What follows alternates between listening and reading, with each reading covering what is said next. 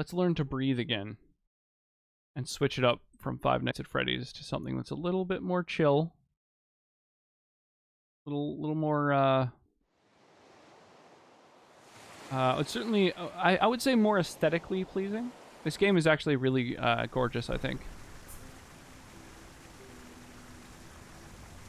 Oh, that's funky. It's that little orb with legs. Earlier in the game, I encountered that, and I found an energy source that I was able to give to it. It was like a little orb with legs that had like ivy growing on it. It had been laying there for a while, and it was just like laying on a beach inert. And I brought an energy source to it, and it made it kind of like twitch. And so I guess it just changed the opening menu. That's kind of cool.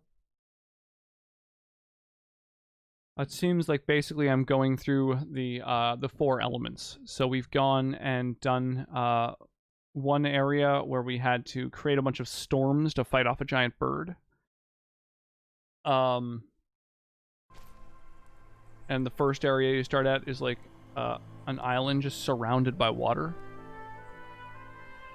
And the last thing that occurred is I just entered an area that seems like it's got some like lush forest and stuff. And I haven't explored it at all yet. I just arrived here.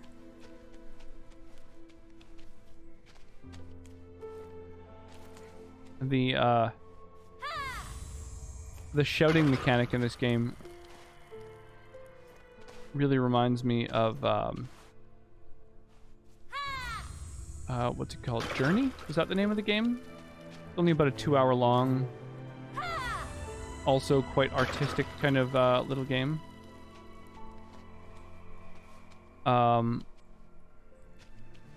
Also takes place in a desert, which so far this game has.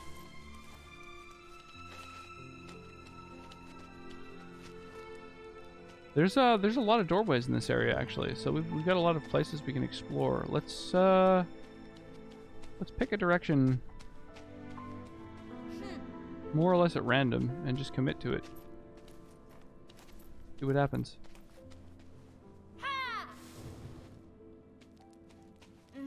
You can also like use your little shout to light these torches. It's just a very, there's a lot of puzzles in this game. That's a big part of the gameplay. Having to move things around, view things from the right angle. Yo, ADHD Unicorn. Unicorn Stampede. What is shaking, dude? How was your stream? Music, how's it going tonight? What were you playing tonight? Super fun. How are you? I'm doing great. I'm doing great. Hang on. Let me tab out for a sec just so that I can give you a nice little shout out. Were you gaming tonight, or were you just chatting? Like for the duration of the stream. Chatting while playing a mobile game that you're addicted to. Nice. A bit of Twitch Sings. Oh, that's cool.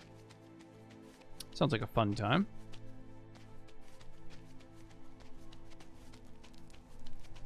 Oh, okay. So I can go...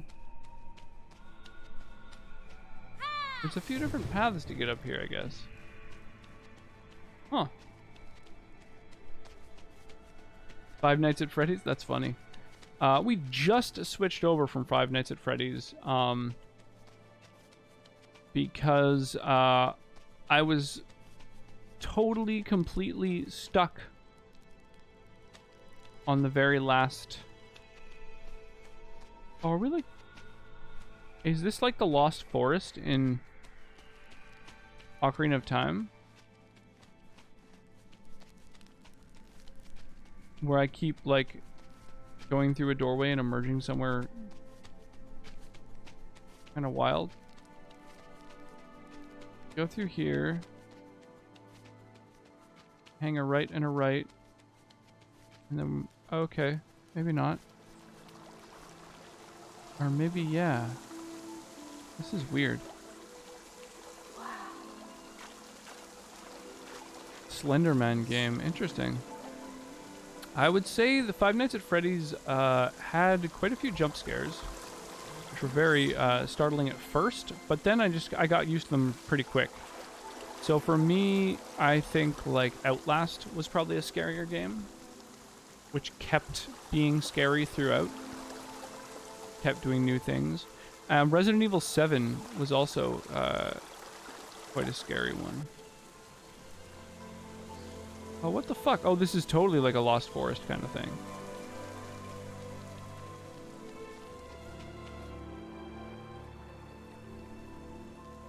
Oh, this is weird. Do I have to remember what direction I came from? Or will it matter? It probably just resets, right? If this is like a maze or a labyrinth. What were you singing for Twitch Sings, out of curiosity? What was your jam? Was it stuff that people were specific tracks people were forcing you to sing, or were you picking some go-tos?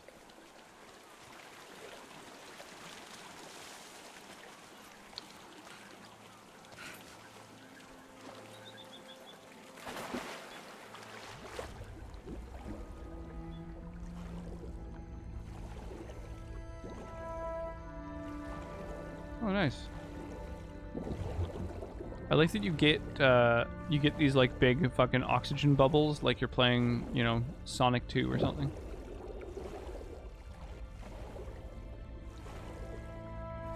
Yeah, I've never played the Slender Man game. That one might be super creepy. Oh, pardon me. I find psychological horror is usually more reliably scary than like jump scares, basically.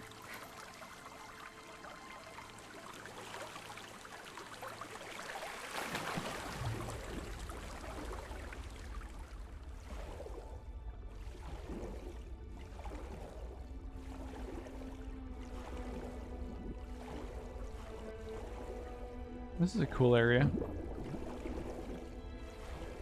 The music is quite nice in this game as well. They do a really good job of the kind of ambient music. Like Christmas music. I guess so. Feliz Navidad. Yeah, I feel like a lot of Christmas music is a little different. Oh, that's what you were singing. I thought you were talking about the soundtrack to this game for a second. Right, right.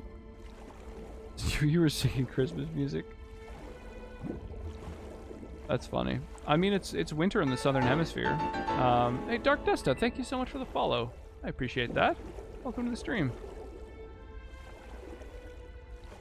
Welcome, welcome, welcome. Did you ride in on the raid that just occurred, or it's Christmas somewhere? Well, Christmas is kind of internationally celebrated, but it's winter somewhere.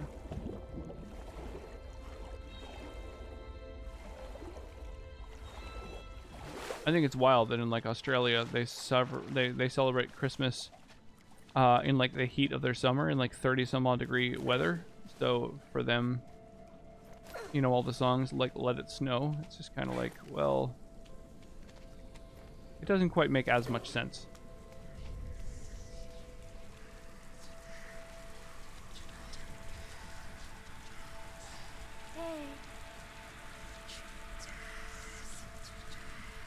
Oh, it's those funky little spirits. Oh, but they won't let me through. Oh, that's weird. In the last area, they were like afraid of me and would retreat as I approached. I saw King watching you, so stopped in. Oh, awesome. Well, welcome to the stream. We were just playing Five Nights at Freddy's, and then I was playing it blind, and I got to the 5th night, and then I just couldn't get through the 5th night for like an hour. So I got a little bit tired of banging my head against that, and decided let's switch it up. So we're continuing a RiME playthrough that we began. Oh, I have to shine light on them and disperse them? Oh, that's a shame.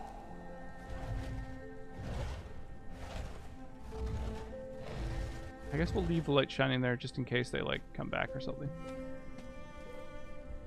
Because people were, like, super afraid of me in the previous zone. So dispersing them with light makes me feel a little bit bad. Oh, pardon me. I'm really tired today.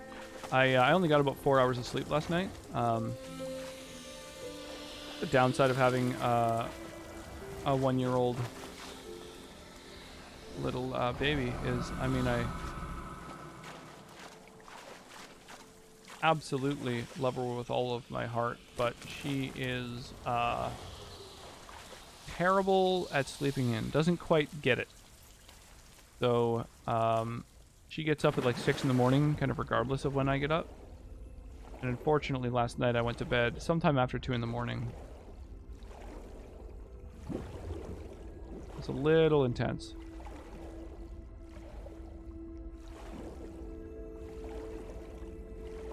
Playing the new SAO, and I'm fighting hard bosses for gear. I don't know what SAO stands for. Oh, Sword Art Online, maybe. I know someone who plays that.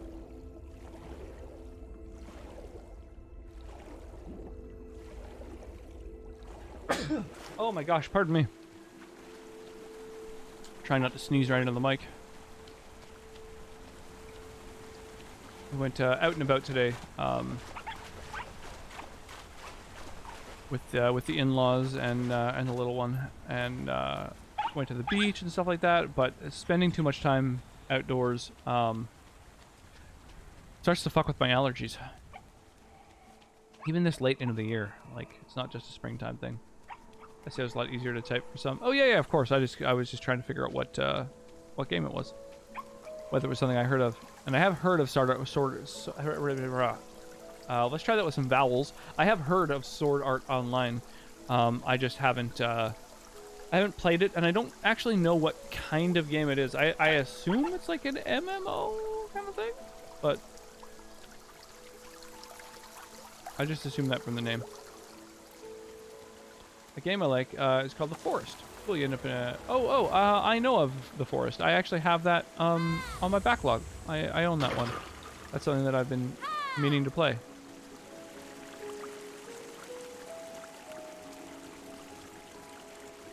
What is this?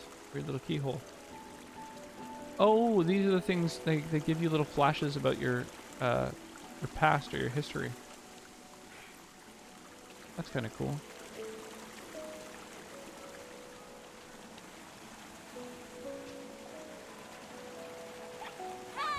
RPG type. This game is about an MMO, but not actually an MMO. Right.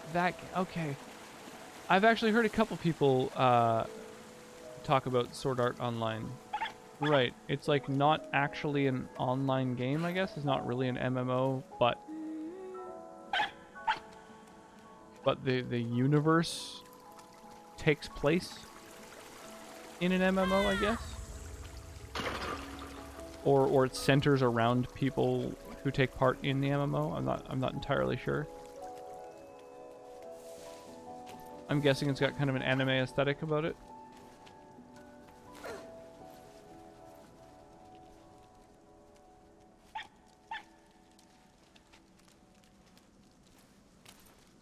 That's another thing that I've only kind of recently discovered is anime, just in general.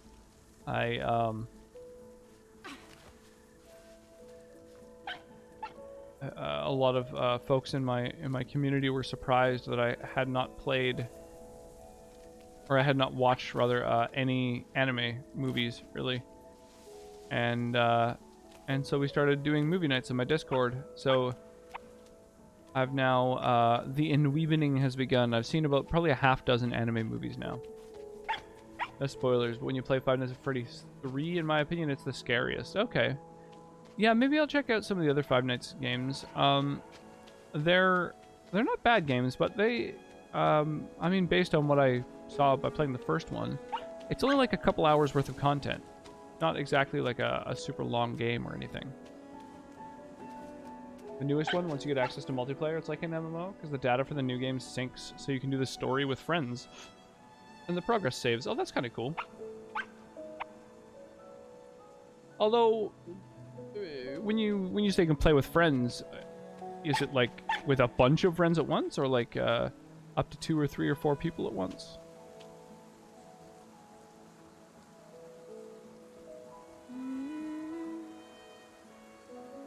Huh. You can't actually interact with the fox. Because when I think MMO, I think like a, you know, a group of whatever, 20 or something people playing a game together.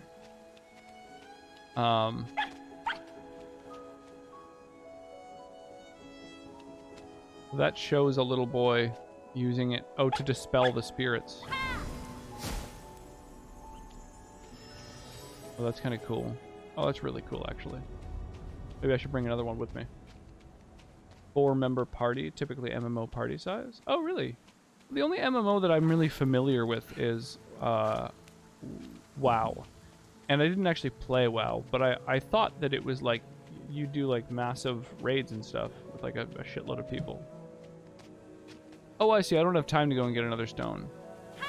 When I use this one, it opens up the door, and then I kind of have a time limit. Okay.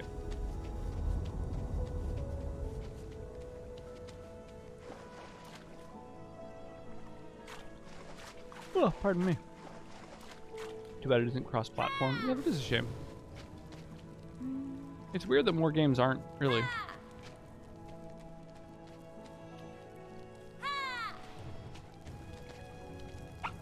I like that you shout at flames in order to ignite them.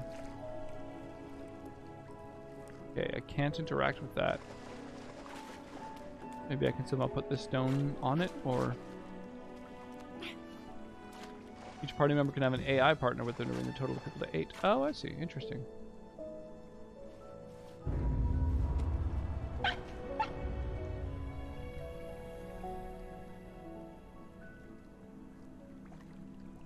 Wait, what happens if I...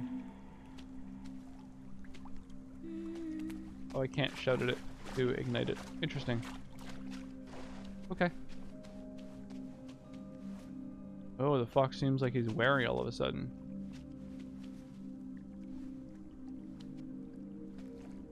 Huh.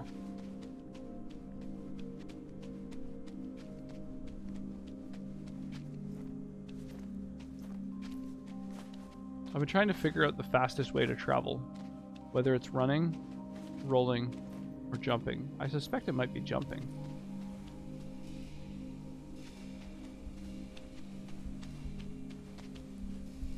Oh, pardon me. So... he's like using the wind or something to send the orb up onto this tower?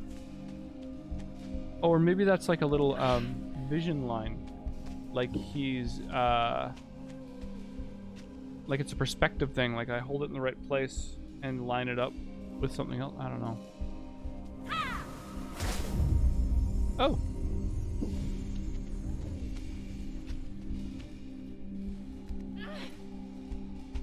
Yeah, this is the thing that I saw in that other spot.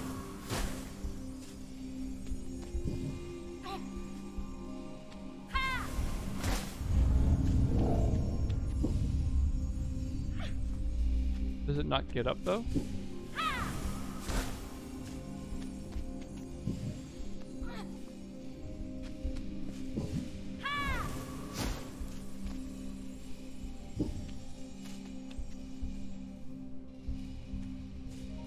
I feel like its light is flickering more and more often every time I detonate one of these fucking things.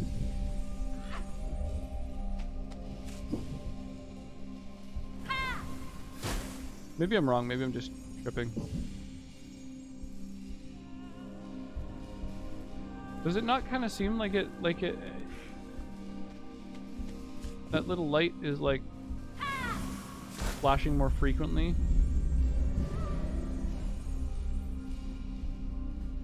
No, maybe not. Alright. The moment I'm taking down a level 50 boss at level 36. Oof. You do a jump roll? Like a roll in the air? No.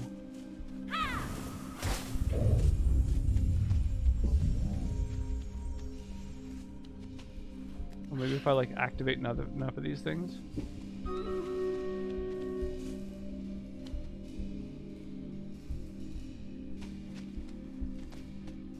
Here, let's really quickly fire off the next of these Stream Raiders battles, too. What's the point in having this super fun little mini game if you don't fucking take advantage? Fire it off. Oh my gosh, pardon me. Oh. When you jump, land, and then roll? Oh, maybe. I could try that. Walked away for a bit, now you're on RiME. Did you end up finishing Freddy's? No. No, I got stuck on level 5. I could not beat it. And then it seemed like the popular vote was just to switch it over. Start playing some RiME instead.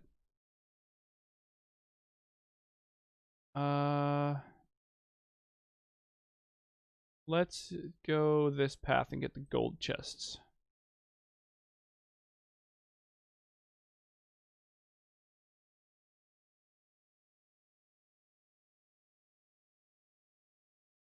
There we go.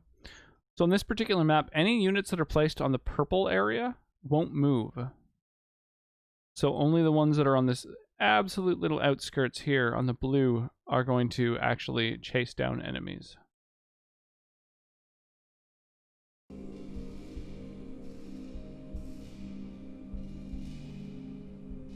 Did you sleep earlier? Have a good night. Yeah, dude. Yeah. Have an awesome night, Skelly.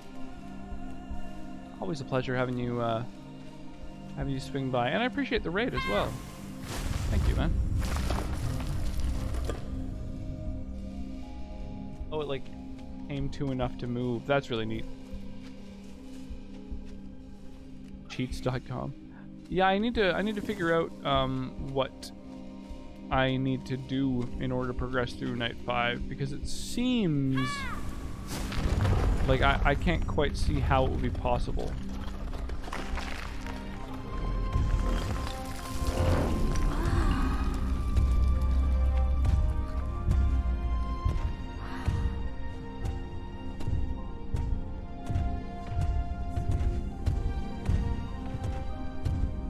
What do these robot things do?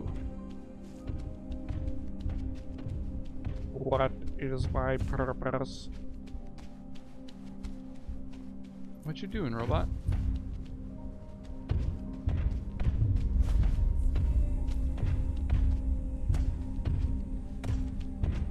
Is it like waiting for me?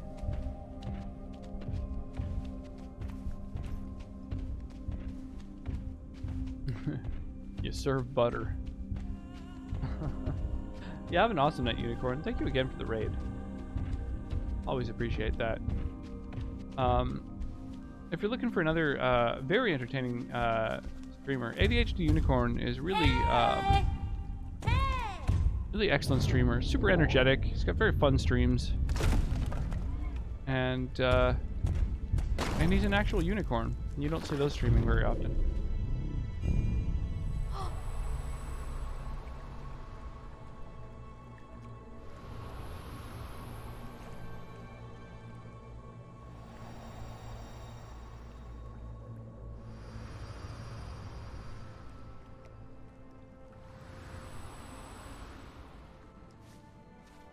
I have memories of these things, I guess?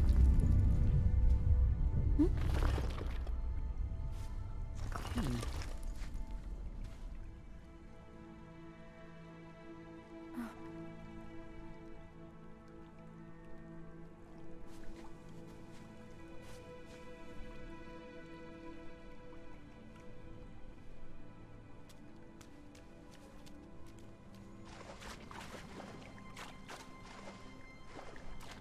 Okay, well, the door that he just kicked open, I guess. Might as well go check out.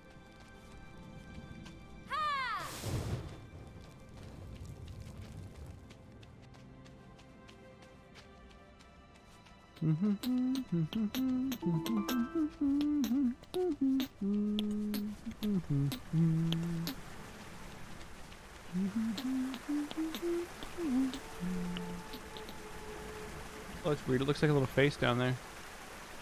Like a Goron, all rolled up.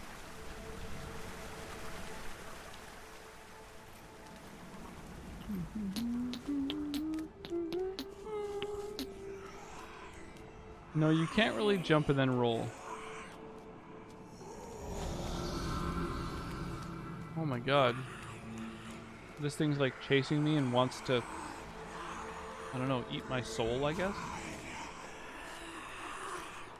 Well, I don't want that.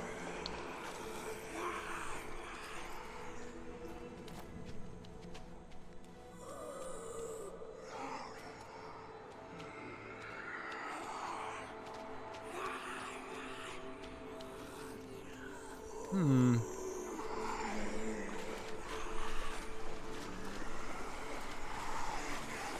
my god, I don't want to be touched by these things because they start just like draining my life.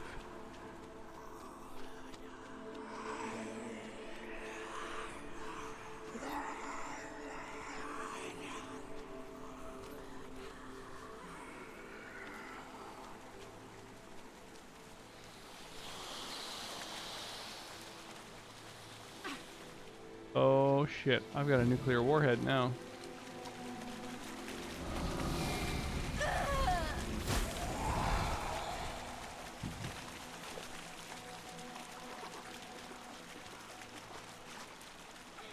Alright, so these things, when I shout at them, explode into light.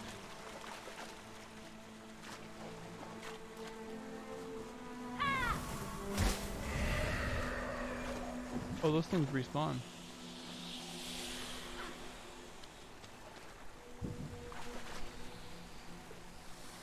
But it doesn't follow me into here, so that's good.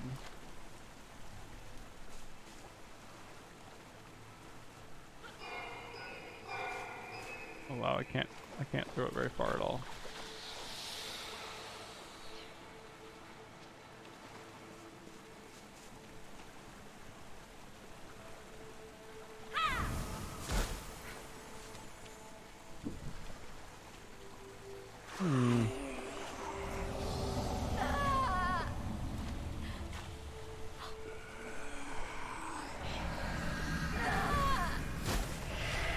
There we go, get fucked.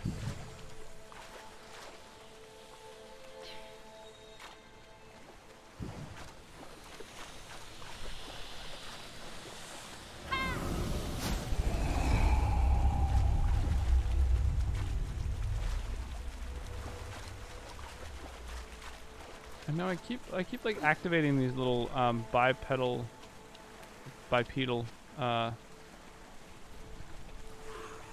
machines.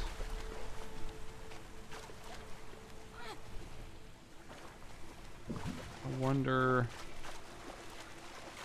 how they factor into things.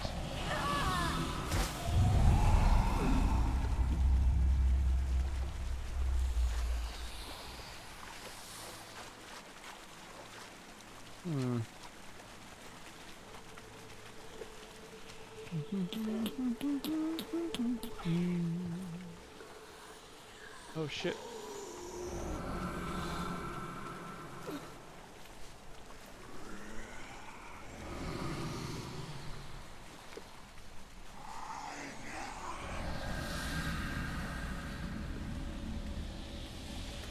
Oh my god, can this thing kill me?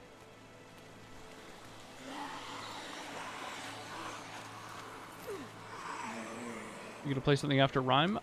Possibly. So I'm pretty deep into it at this point, but I don't know how much of the game is left. That said, yeah, I would totally like to play something when I complete RiME. I've got quite a few options too. I've had a number of games gifted to me by some amazing members of this community over the last couple of weeks. So yeah, the next one that I was gonna play is Assassin's Creed Origins, which Ilarox gifted to me. Facing this boss for 20 minutes and finally beat him. Oh, that's the most satisfying feeling ever. Only 20 minutes though? I don't know. I've definitely been I've been stuck for such long times on bosses in games. That's awesome. Yeah, that's a really good feeling. Did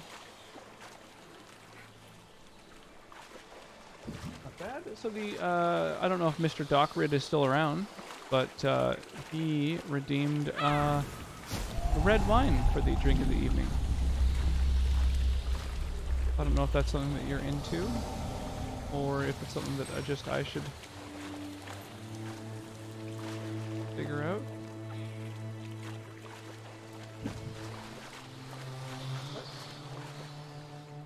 No, not really. Dropped a good bow, so I'm happy. Hey, that's always a plus. Getting good loot from a satisfying boss encounter. That's what gaming's all about. Let's see if there's somewhere useful that I can bring this stone.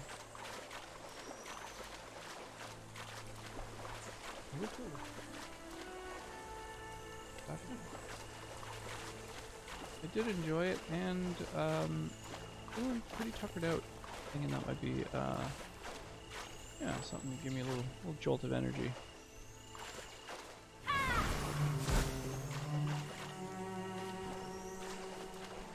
I'll let you pick, babe. If you're wanting some wine as well, then we might as well do something that you will enjoy.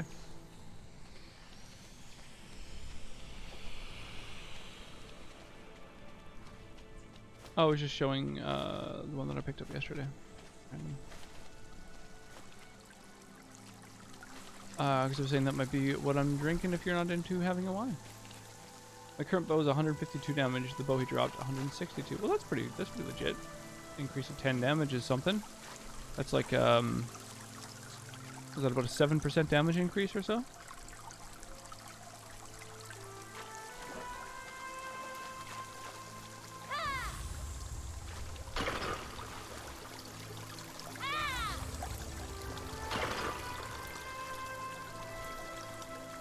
And the aesthetic of this game I really like. I think this game visually is very, very appealing.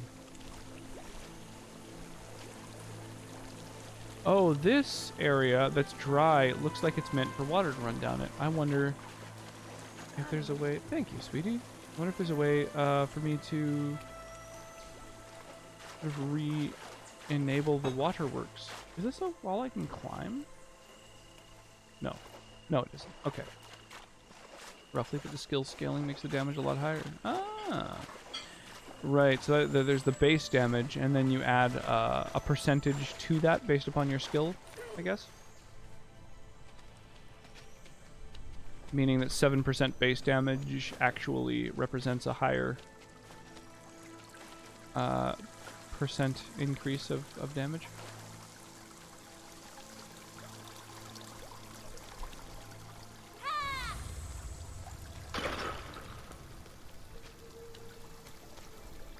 This looks like it's meant to be climbed.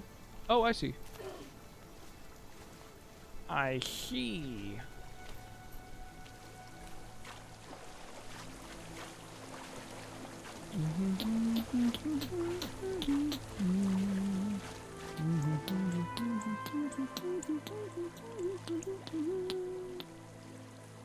Well, cheers. I have a little wine to go with the gaming.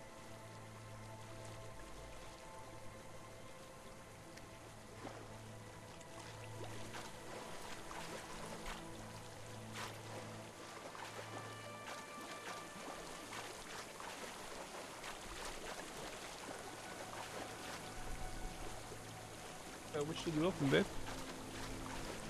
Which did you open? Oh. Okay. Clancy, that's Australian, yeah? Nice.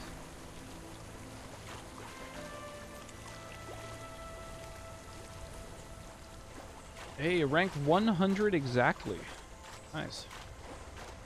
3,180 rocks. That's, I think that's almost enough for a shout-out, Dagger. If that's, something that appeals to you. I mean, there's also Steam games in the store that you can pick up if you're into those, or some other avatars.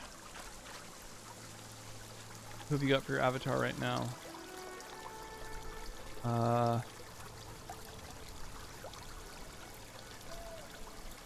Yeah, where's your avatar? I'm not seeing it.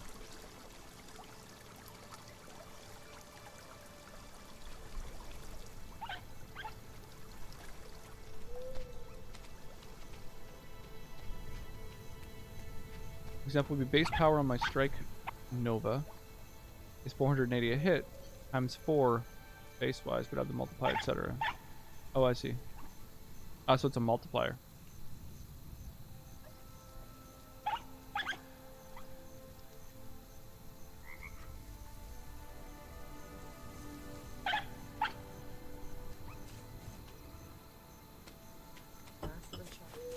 I see it now. Nice. Thank you, sweetie. I think it's because it automatically makes it capitals. I forgot that it's it's an L at the start and finish of your name. LD4 wasn't what I was expecting.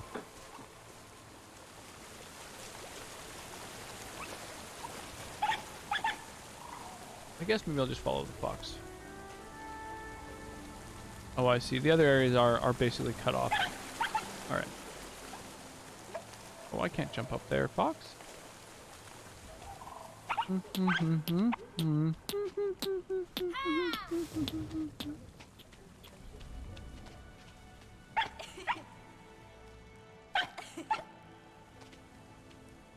Oh, I'm getting along with the fox. That's cute. Oh, I can climb through that. Oh, I didn't actually expect that. You got Rocket League? I don't. It's one of those games I never picked up. I didn't really discover Rocket League until everyone else had it for quite a while. And I feel like I have a really hard time kind of competing, catching up with how good everyone else is getting when it comes to games like that. Kind of the same thing with like Left 4 Dead. Kind of started playing it too late. Team Fortress 2, same thing.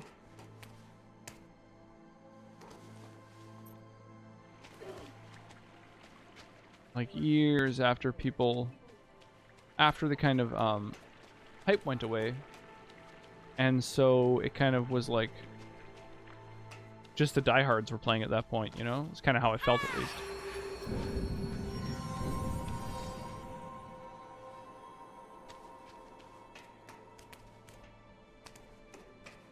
Whoa.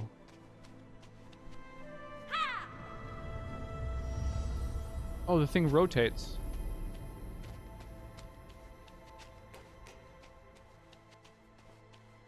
Oh, it's a key.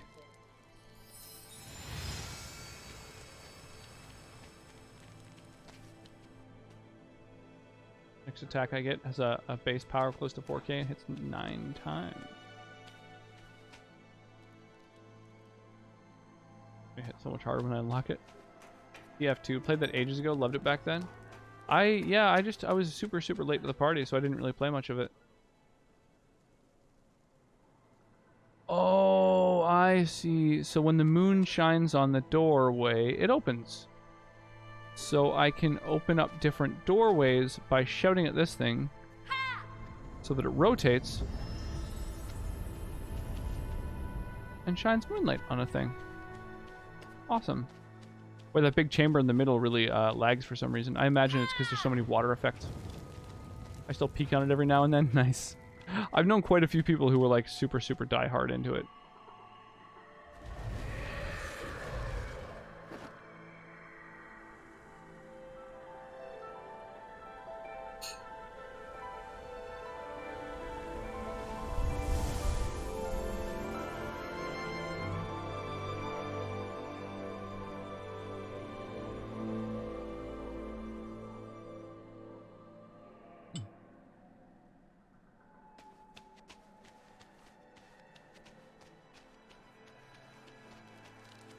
Started playing it 10 years ago, around the time when it became free.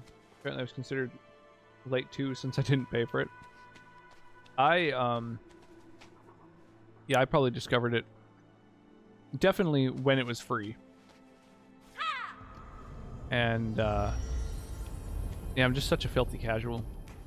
Plus, it's a PC game, and I kind of grew up just playing games with controllers, so it's what I'm most familiar with. So I'm really not used to using a keyboard and mouse for any kind of action-y gameplay. I found it made it a lot more challenging. This isn't Five Nights? No, this is RiME.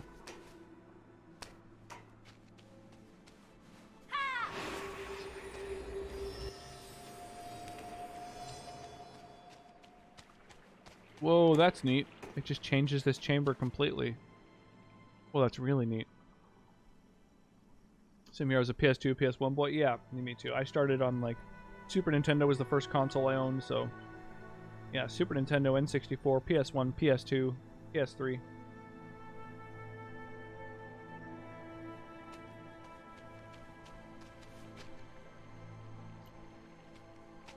Yeah, I jumped back over to RiME because I got kind of stuck in Five Nights at Freddy's.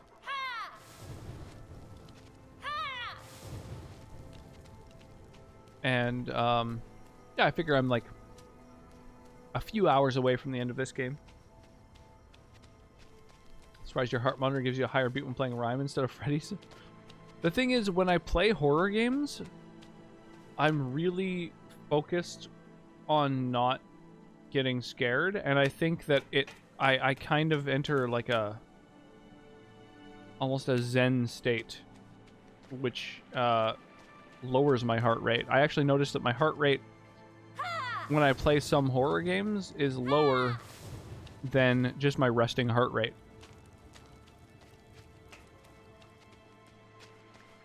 I'm definitely scared by animatronics. But yeah, I just kind of freak out internally. I noticed that too. Yeah, I don't know why that is.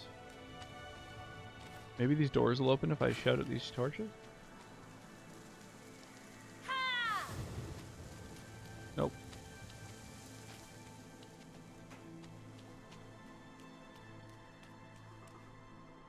Oh, I have a key now.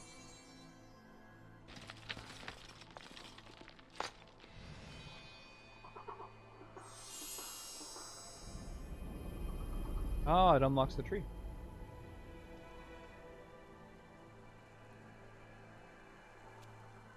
Would you set up the heart rate again? I use a chest heart rate monitor. So I've got a Tony Stark heart rate monitor on underneath my my chest. Straps around my my chest. And then an app called Pulsoid that that sort of integrates it and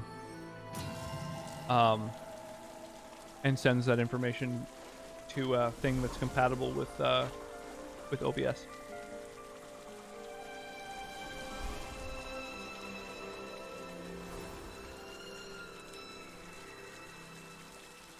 We're gonna raid later. You mean like at the end of this stream, are we going to go raid another channel? Or because absolutely. Or do you mean the Stream Raiders battle that's going on? Because also absolutely. Yeah? Oh yeah. Yeah, absolutely. Yeah, I love raiding other channels. Sometimes I raid, you know, folks from my community, people who are currently streaming on my Discord. And sometimes I like to stream someone random who's playing a game I really love, that like I'd like to watch. But yeah, I think raiding is like a big part of Twitch and just like community in general. Kind of Twitch community thing. I think it's an ingenious thing for Twitch to have introduced.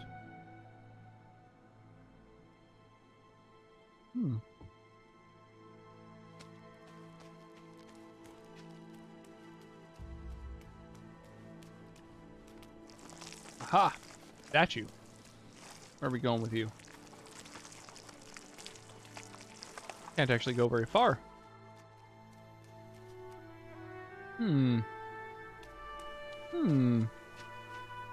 Maybe there's a way to change the configuration of these cobblestones so that I can move it to the other area?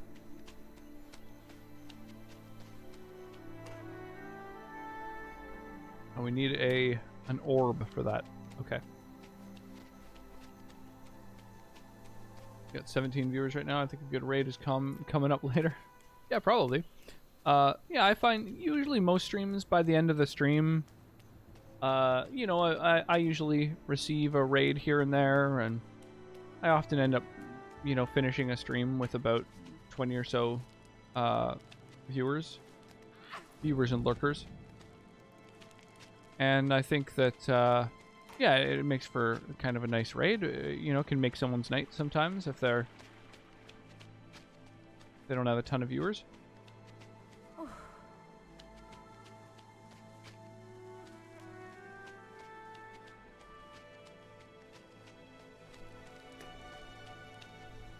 What do I do with this fucking orb, I wonder?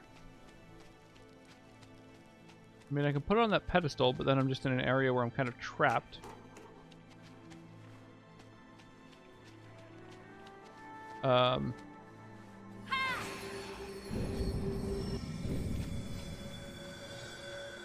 Change up the scenery, see if there's a place for it here.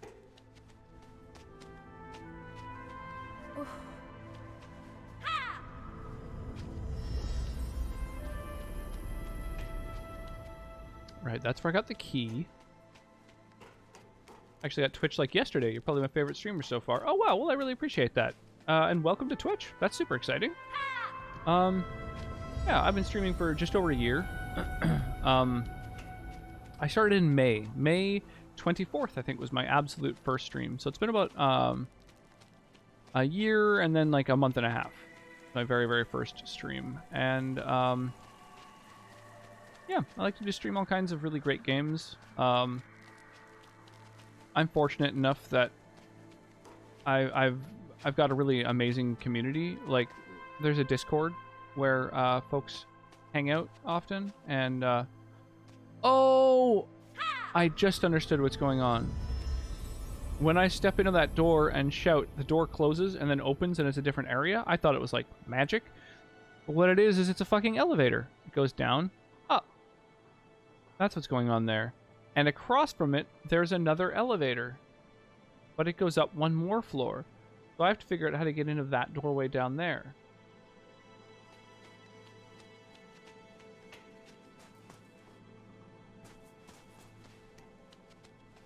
You see the baby. Kids like parenting. Thank you. Yeah, so Modern Sonnet is my very amazing and supportive wife. So she is also quite proud of the the cute little baby that we made.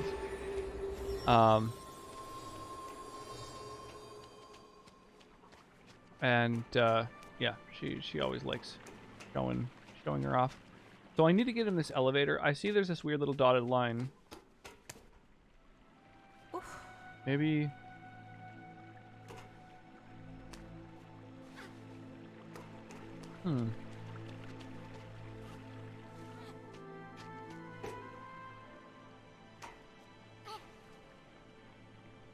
Oh, there's water under here?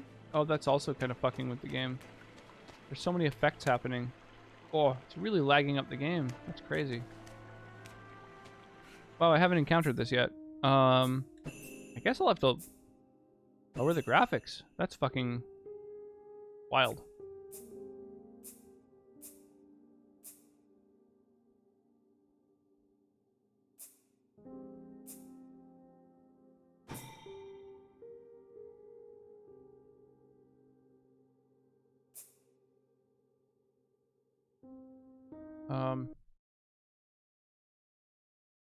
Yeah, the streamer's 100% irrelevant. Yeah, Father's Day was exciting. The baby took her first steps. That was quite the big milestone. I don't know what to do with this fucking orb.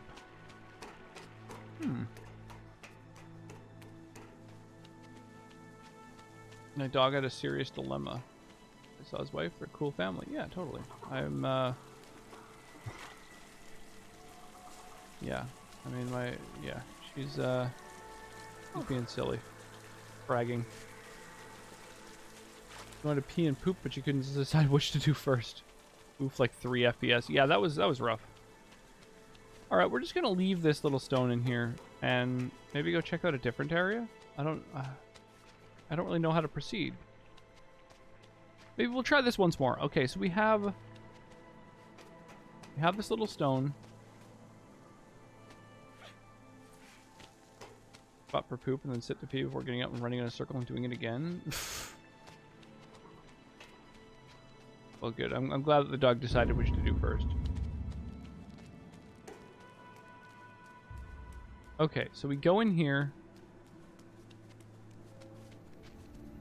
And then what? We can't get through the ivy. And...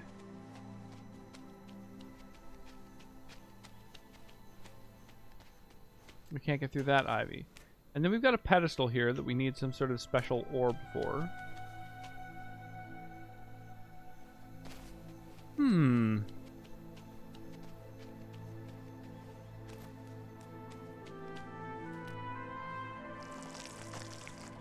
And then I have this.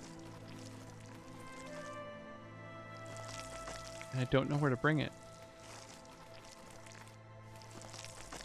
Interesting.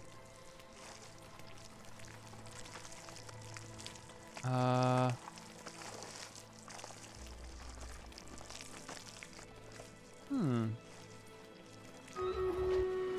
can bring this to the cusp of the other area, but...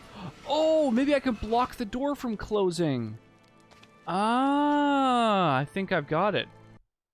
Hang on, that sound means the Stream Raiders battle is ready to go. We've got 14 people ready to fight, so let's jump over there real quick. Plus, that gives me a chance to have some ice cream, which is a very tasty little treat.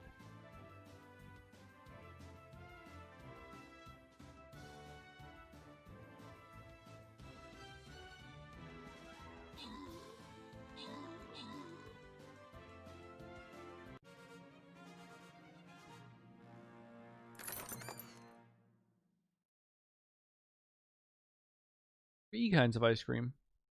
I didn't even know I had 3 kinds in the bowl.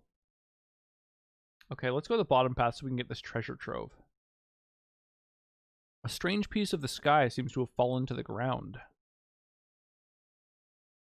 Whoa, these obelisks are intense. They shock enemies, or well, allies, I should say. They shock our units. All right, let's do it. Let's take them down.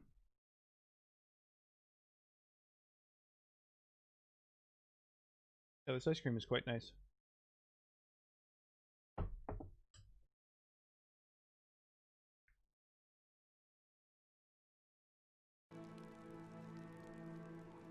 Chocolate peanut butter, salted dark chocolate raspberry, and pretzel salted caramel. Whoa! Well, I kept the door open, but it really fucked up that statue. I'm glad I figured that out. I was about to go into a bunch of backtracking. So what's this do? Oh, that's neat. That's really neat, actually. So they just control doors. And every time the doors open and close, they're permanently altering the landscape. You have a favorite game? That's a really tough one. As far as like kind of retro games from my childhood go, Earthbound, Mario RPG, Final Fantasy VI are some games that I think are really amazing. Kind of very nostalgic, very, very fun games. As far as newer games go, I think Skyrim is one of my favorites. I love the Fallout series. I love the Elder Scrolls series. I think Breath of the Wild is a masterpiece. Last of Us really blew my mind.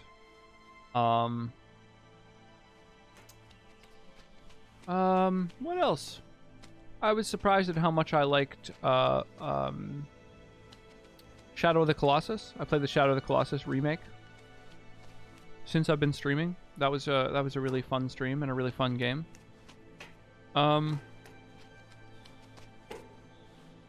Resident Evil 2 and 7. The Resident Evil 2 remake and Resident Evil 7 were both really amazing games. I enjoyed both of those very much.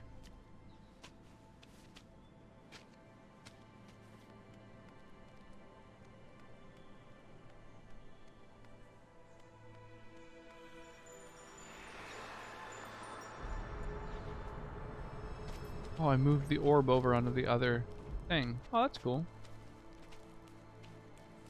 I remember getting home from school and hopping on my DS to play Super Mario 64 and stuff like that. Oh yeah, yeah. Mario 64 is pretty classic. Really fun game. Platformers of that era in general are really cool. I mean, I really enjoyed like Banjo-Kazooie and stuff as well. Yeah, it's hard to say. There's just so many.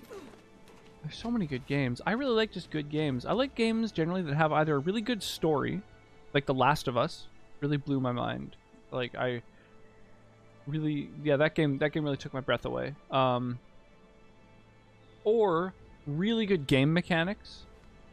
What was a good example of that? Persona 5 actually had really good game mechanics for a JRPG. I enjoyed that quite a lot.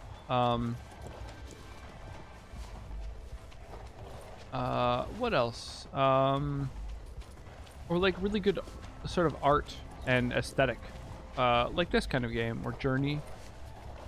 Really gorgeous little games like that are quite nice.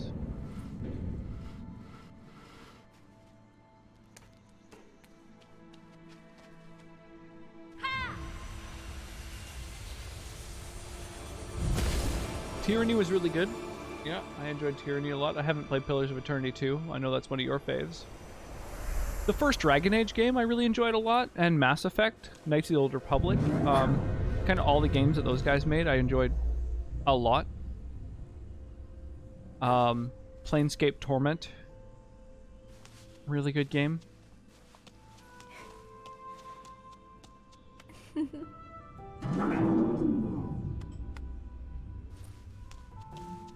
Undertale I liked a lot.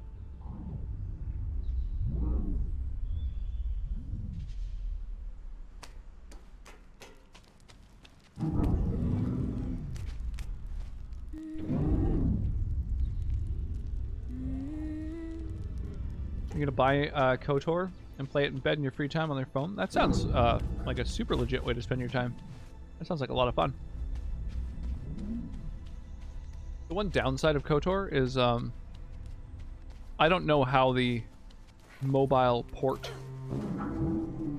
sort of handles or whatever, but I imagine it might be a little bit hard to control on a phone, like making dialogue options happen, and I don't know how the HUD is for like your little combat options. You got like a little hotbar of things you can do in combat. And there's good reviews for the phone port. Oh, well, cool. Awesome. I mean, if it's a good port, then that'd be really cool. I'll just get on the other hand, they say the port is poop. Yeah,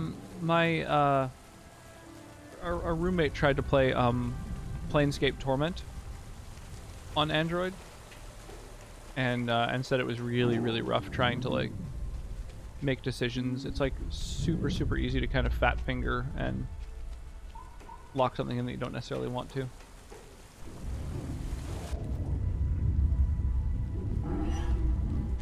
Oh, I thought that I was supposed to jump into the water there.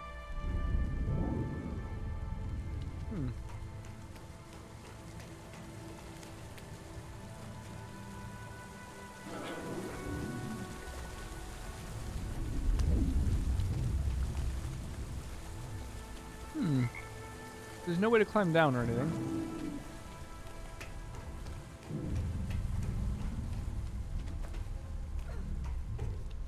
Oh! I see what I'm supposed to do. Now that I have this thing installed. Why did you kill yourself? Because I thought I was supposed to jump into the water down there.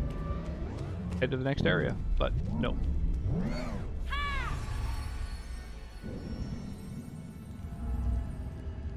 Whoa. Whoa, that's cool. It rushes across the bridge. Oh, that's really cool. I like it. I'm like discovering all this like automation. Ancient civilizations, fucking turrets and shit like that.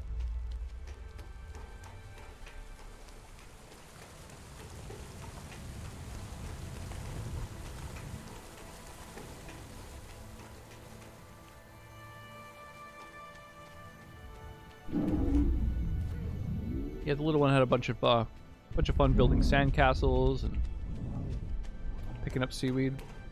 Tried to eat a couple of rocks.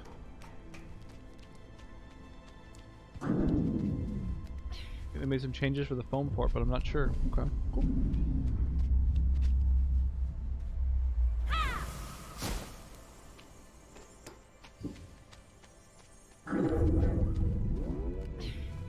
It looks a bit different from what I remember, but I only played about an hour or two when I was a kid. Well, that's cool. I mean, hopefully it looks better, right? Hopefully it's improved aesthetically. I see what I'm supposed to do. Bring this thing here, and then that'll open up an area. And that's where I can shed some light on the situation.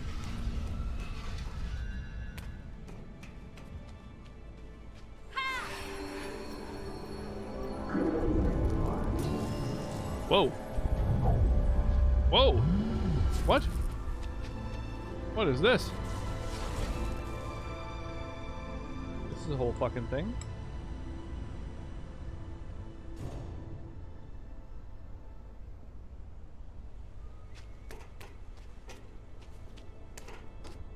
Hmm.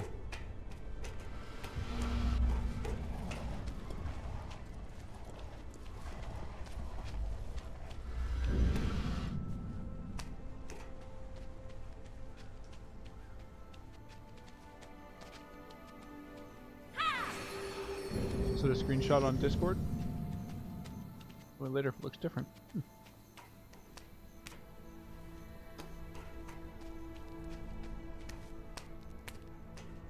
Oh my gosh, where are we? Oh, I see. So this machine is like aimed. Oh, we're building one of those little bipedal robots. Dude, that's fucking awesome.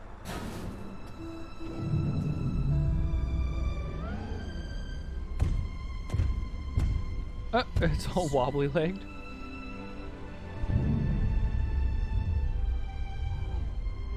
You'd think it would be designed to function on 2 legs.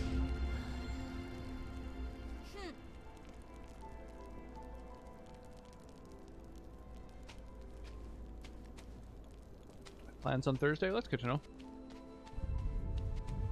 Where to now? So it looks like to open those big double doors, I have to provide energy along this like line.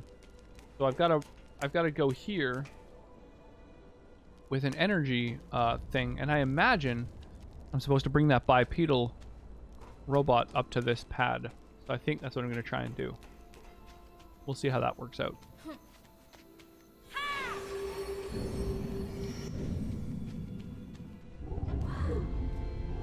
So cool. Huh. What would have sucked if he just killed him right there? Hey.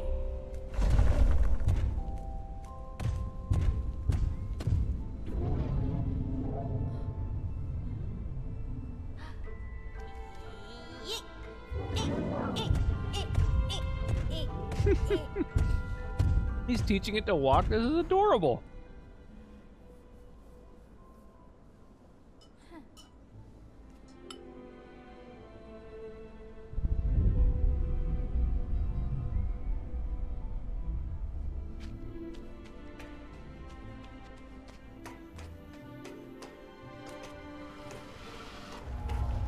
Drinking red wine and eating 3 kinds of ice cream. Yeah, that's current mood.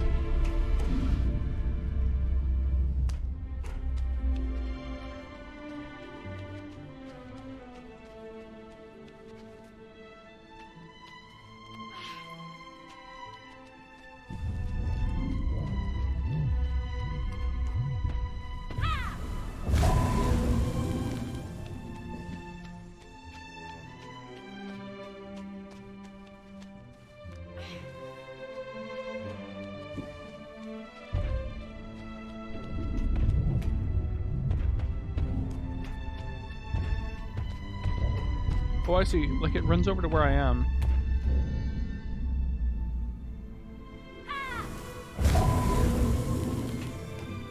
And then it powers up. Okay.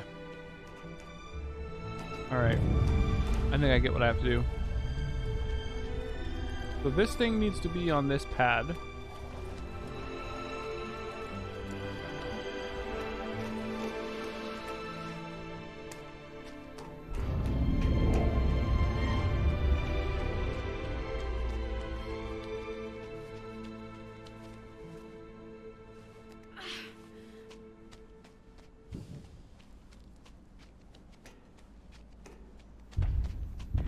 And then...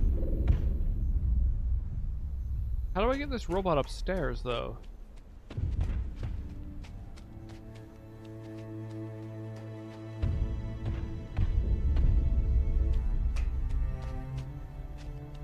Huh.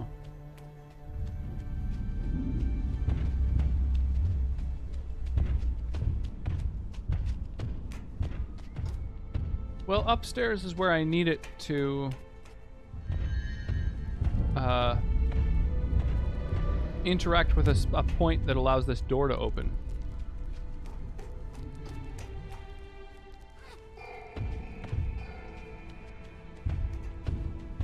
Can the robot climb over here? Nope.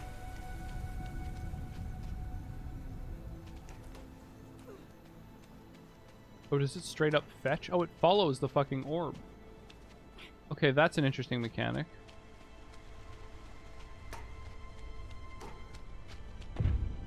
So...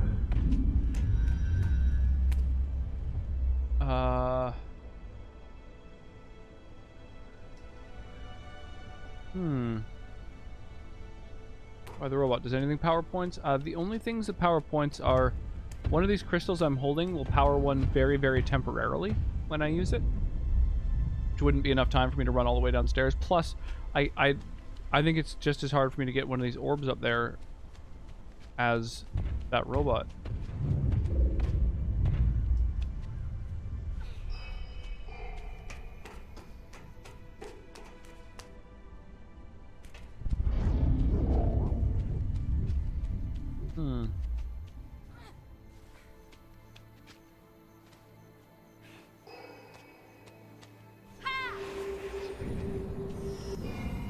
Oh, maybe I can pull it off.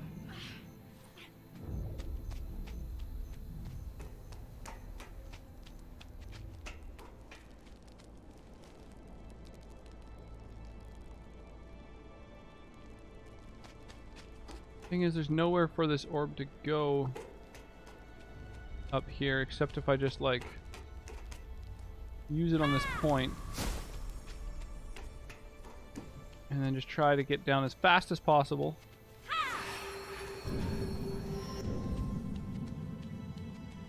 No, it's already long gone.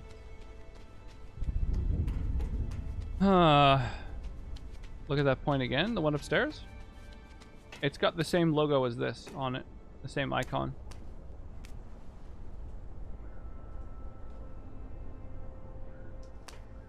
It's the symbol for, like, this. Oh, can this go into the elevator, I wonder?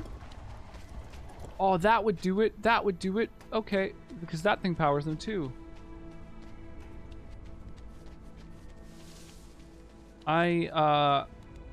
Usually you can't bring those things, like those little sliding things. Anything that's raised even a tiny bit, you can't bring it over. So for some reason, I just expected that that was going to be how the elevator functioned. But it looks like it's, yeah, it's all just like part of the same puzzle. This is the first time that I've been able to bring one of these platforms anywhere, really. Usually you can barely, like, you've got a very, very small area that you can slide them around in. So this puzzle's a lot more open than previous ones. That's awesome.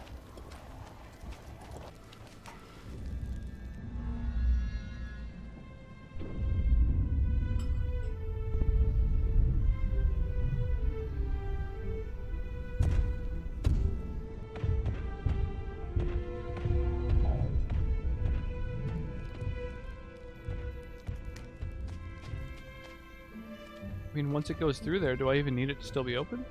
I might as well go check out what's down there myself. Yeah, no, I know that the icon on those things is that of the thing that you gotta lug around, but they all have that. Even when dragging that sort of statue onto it isn't part of the puzzle. Some of them don't require that statue to be on them. Oh, we can climb up that. I think. Yeah.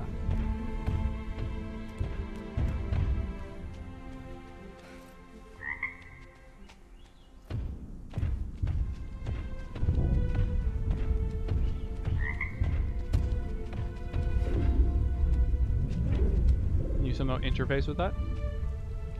Stick your eye into it.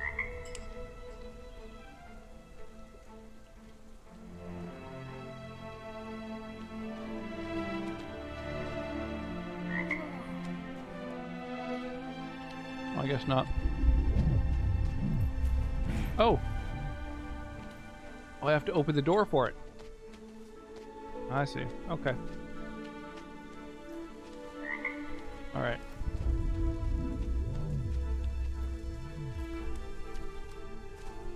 We can do that. Come on. There we go.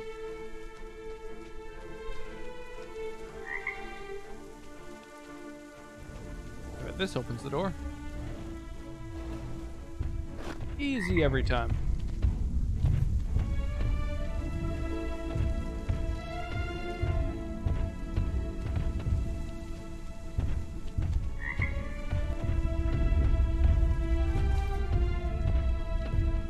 Yeah, stomp those brambles.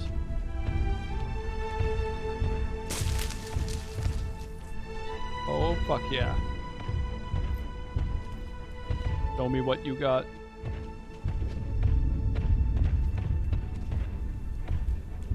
This is great. This is fucking the coolest companion I've had this game. Yeah, fuck some shit up, bipedal robo-eye.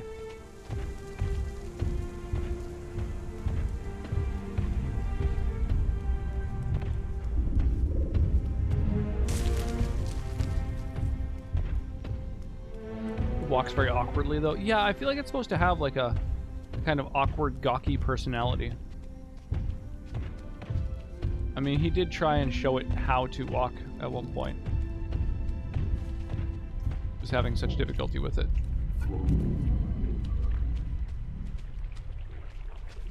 Oh, and that's it for you. Okay, all right. Well, let's guide you to where you need to be by... Oh, you know where you need to be. Oh, thank you.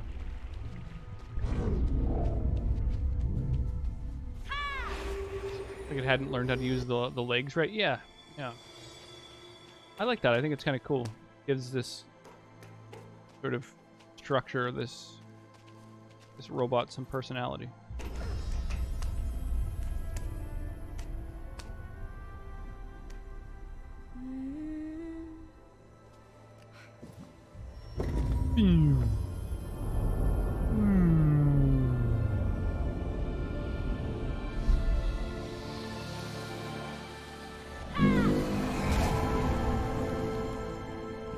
Get fucked. Get away from my bipedal buddy.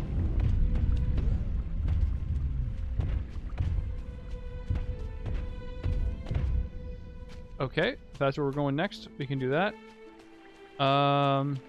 Oh, and the orb comes back too. You can keep using it. Oh, that's cool. Okay, where to next? Are you finishing the game today? Yeah, possible. If we get there. I was starting to feel a little bit tired earlier, but this 3 scoops of different ice creams and wine is really giving me a second wind.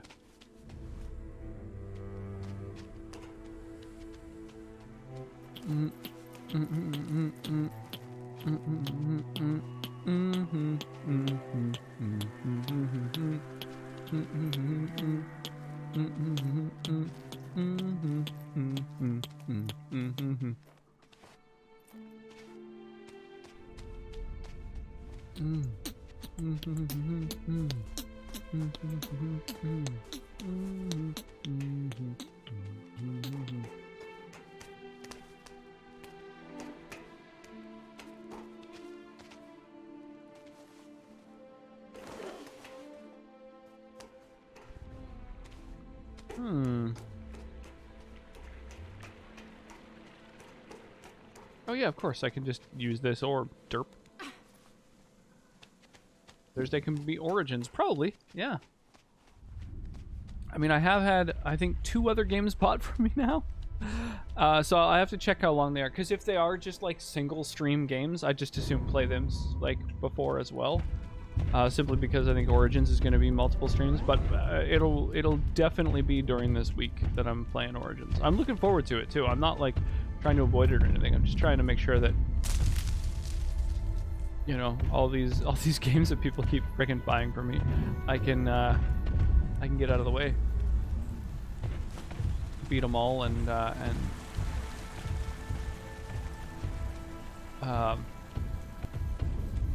then it's like way less for me to keep track of as well. Why are you not climbing up there? Want me to lead the way? I can do that.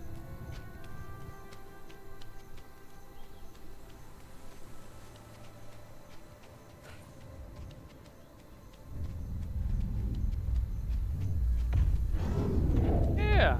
Let's do it, my robo pal. My robot friend.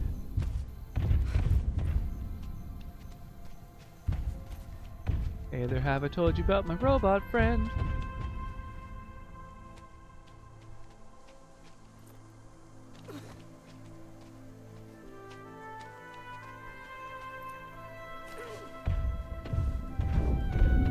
Alright, I'll meet you up there, yo.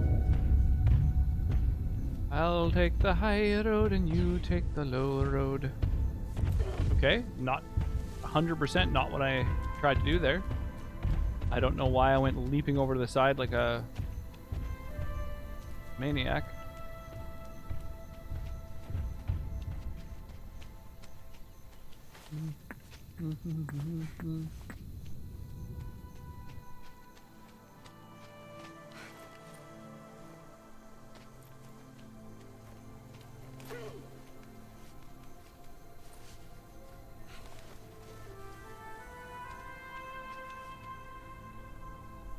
Oh, another place you don't want to climb to? Can I... Do I have to go around? Oh yeah, here we go. I think that it waits for me. I think that's cool. Helps me like keep track of where I'm at, basically.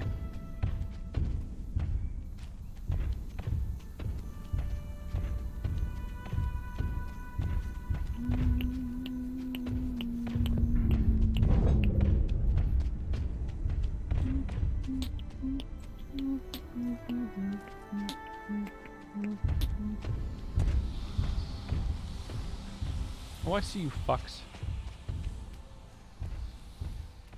I don't know why those little creatures in this area are so, like, evil compared to when I saw them in the other spot. Oh, he, like, powered up the elevator for us. That's cool.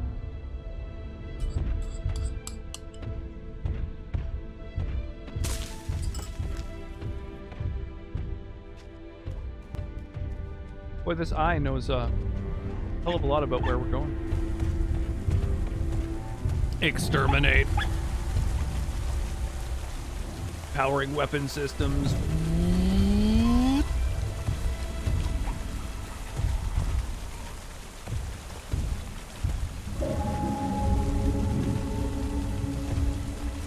Oh, it makes a sound. That's cool.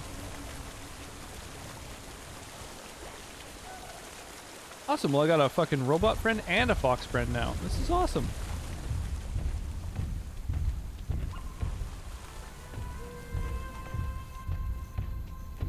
I mean, don't tell the fox, but kind of prefer the giant bipedal robot.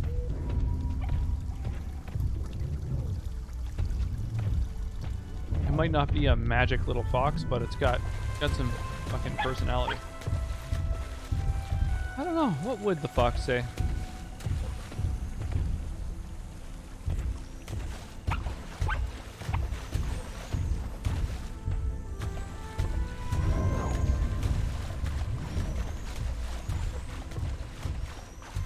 I'll carve a path for you.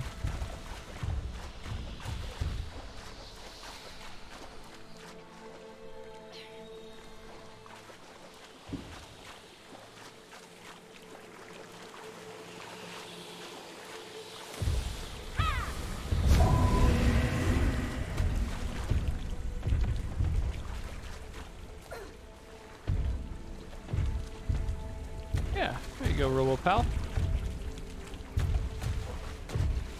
Shame I can't ride it. If I could like hop on and fucking ride this robot to victory, that'd be sweet.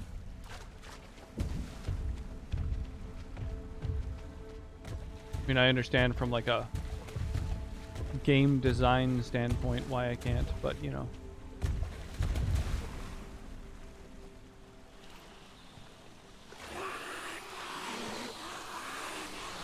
And get fucked. Exterminate! Exterminate!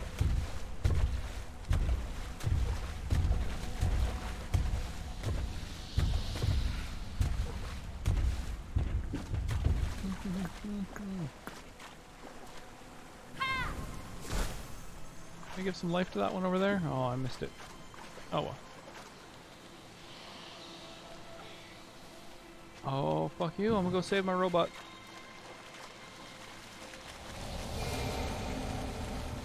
No, dude. Ooh, that was close. Grab another of these to bring with me. I don't know why they stay dead this time. I used these exact same tools to get rid of them my first time through here. Did the music just abruptly end?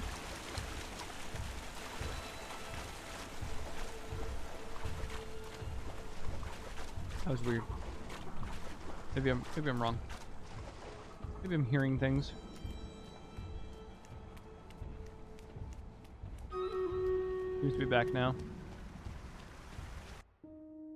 Oh, was that a Stream Raiders battle? I believe it was. So let us fire off this battle with 15 people in it. Oh my god, look how densely packed this battlefield is. That's amazing.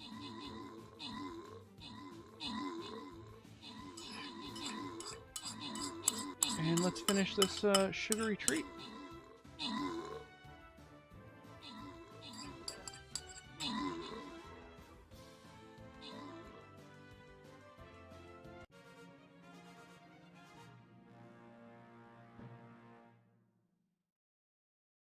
I think peanut butter and chocolate is pretty much always my favorite.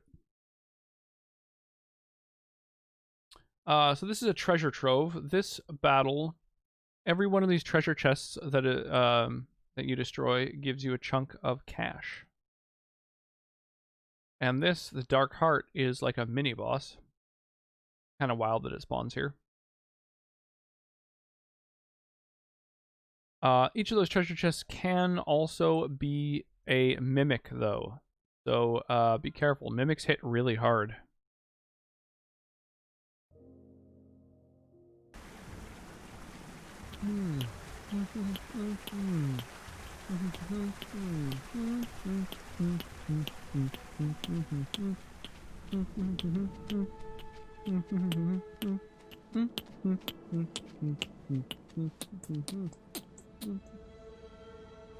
Oh, I can't bring one of these with me?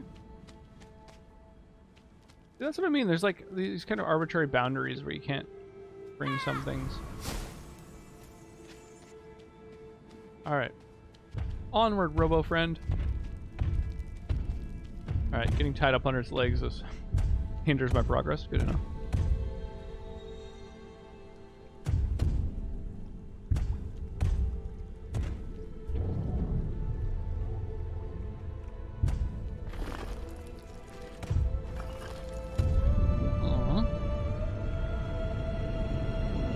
Sad.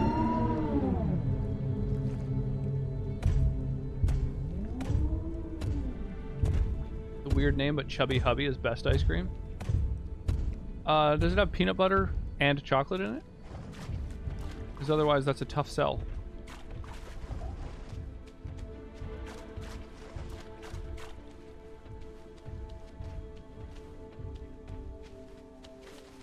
Poor thing. Crying for its fallen comrades. Let me tell you exactly what it has. Alright, do.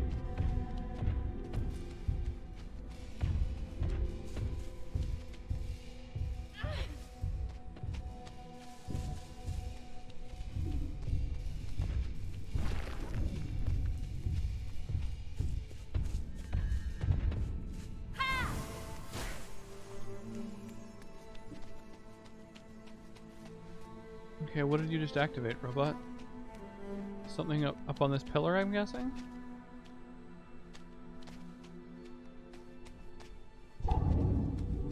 Oh, there's a stairwell that I need to activate by putting something here. Okay.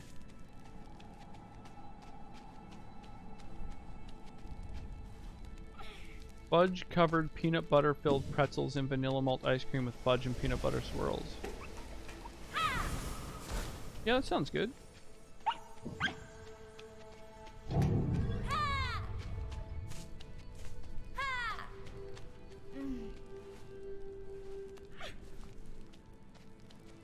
Hmm.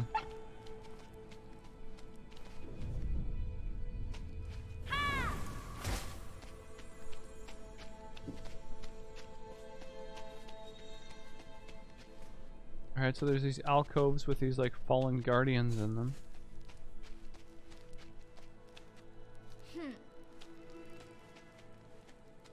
Also peanut butter cups. Oh, man. Peanut butter ice cream with peanut butter cups. With fudge and pretzels. Yeah, no, I agree. That sounds like the best ice cream that I've heard of. Okay, so I need to put one of the light things in here. And... oh, so this pedestal probably lowers.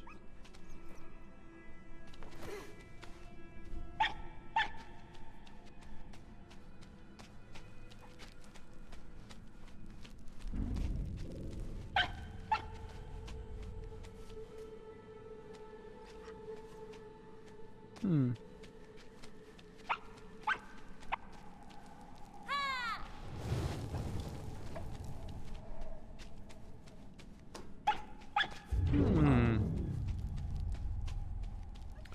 Kinda lost here. Maybe if I just like power up the robot. Oh, I can bring it to other points. It'll usually follow the glow of this thing. Last is vanilla toffee crunch.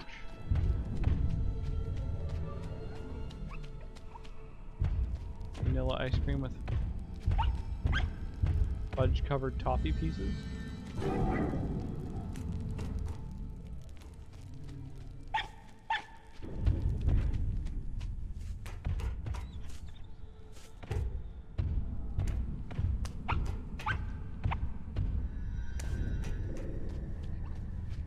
Okay, so by default he's going to keep heading back to that point.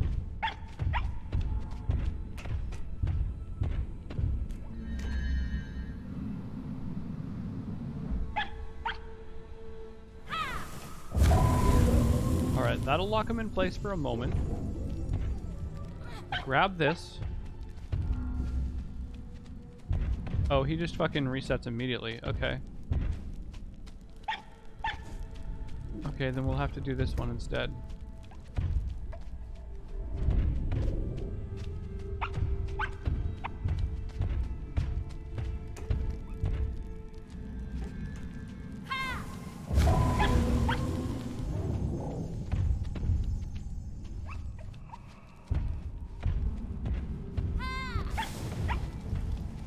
Okay, so this is how I cross it. It creates a little bridge for me. We have to figure out a way to put the fucking orb on that pedestal. Which I guess I do in this next area. Cool.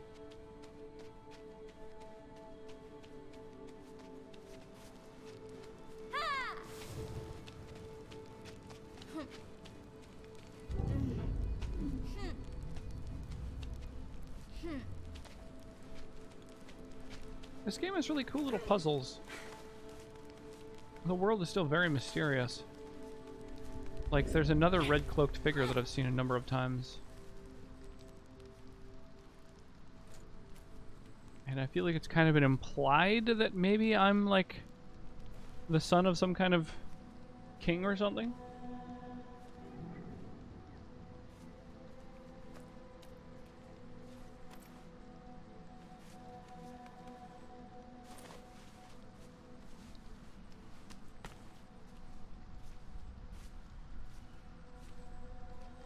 The points at which it kind of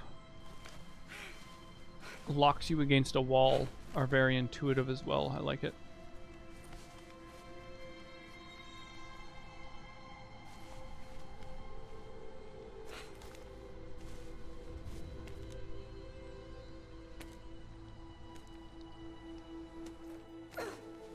Oh, that was close. It's pretty blind up here.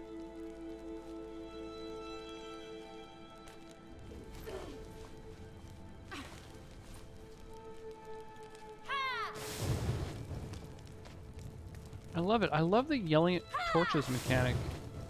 Makes me wonder if there's some kind of achievement for, like, yelling at enough torches.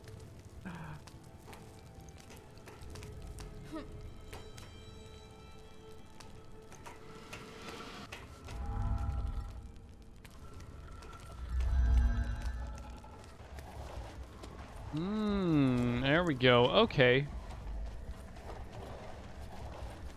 This is making sense.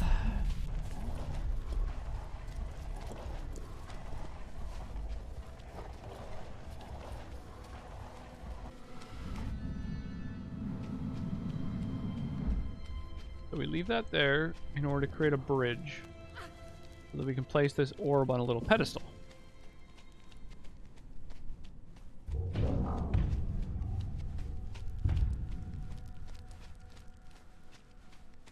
Once this orb's on the pedestal,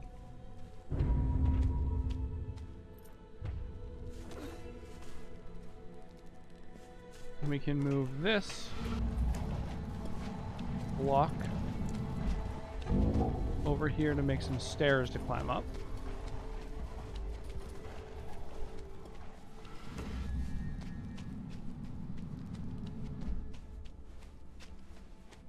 And that will let us turn that orb we just put on the pedestal into a more important quest item.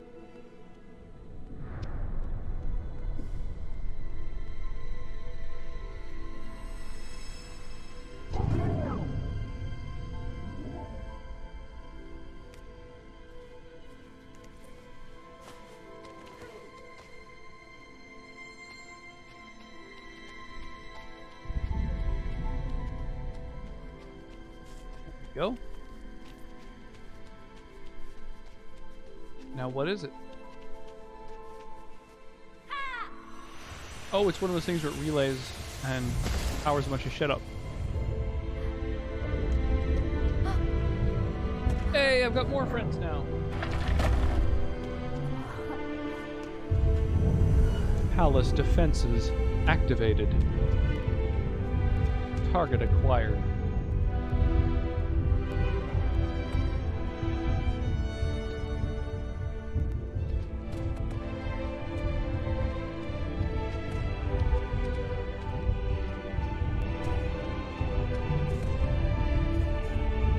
Cake is a lie.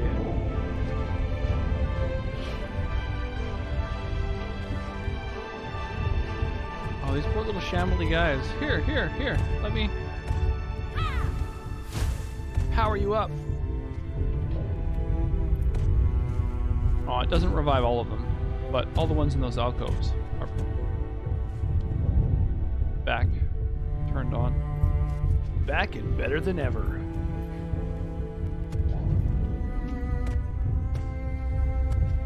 From the people who brought you GLaDOS comes a whole new robotic orb.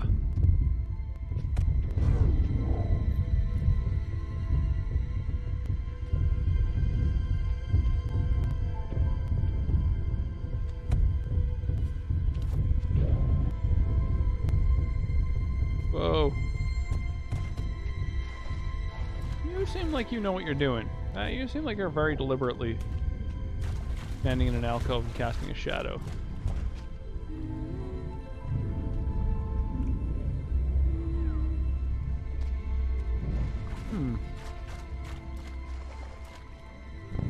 I wonder what that's doing. Oh! I'm the last missing link.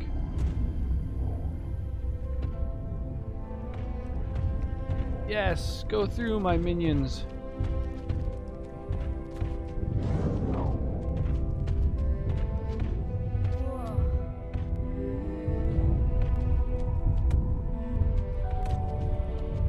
They look like camera tripods with webcams as heads. They actually look like those little webcam, like, tripods, for that matter.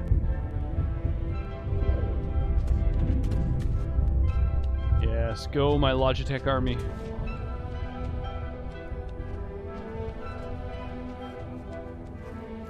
I gotta say, this is pretty cool. I'm really enjoying whatever's happening here. Oh, that was this, like, corner of the world, I guess. I think I've finished this area, this, like, biome now. These are the stairs that I ascend when I leave one kind of world and go to the next.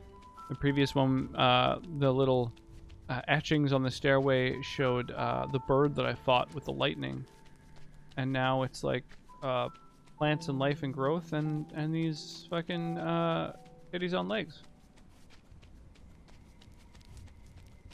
I think it's called RiME, like Rime of the Ancient Mariner. Indeed. It's also a very stylized name. It's like a lowercase I in the word RiME, and everything else is capitalized.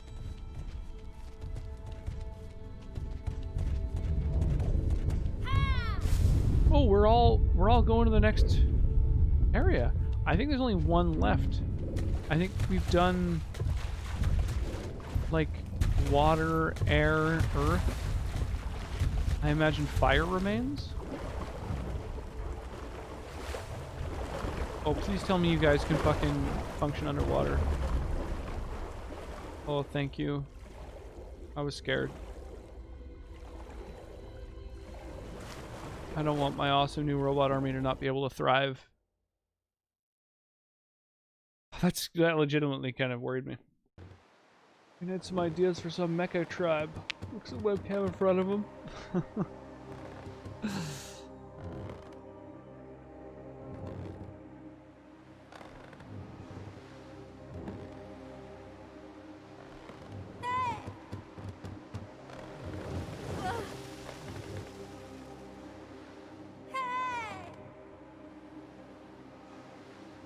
It's the red cloaked figure.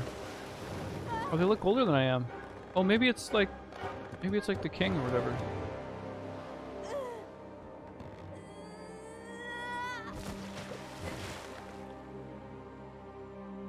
That predates this, because he doesn't have a red cape. That's how he got his red cape.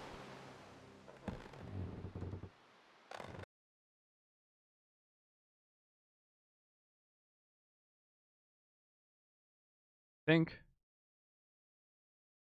We're getting lower up in here.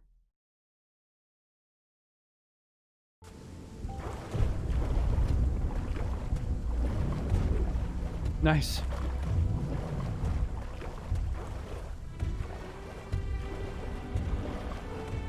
Oh, we're playing BioShock now.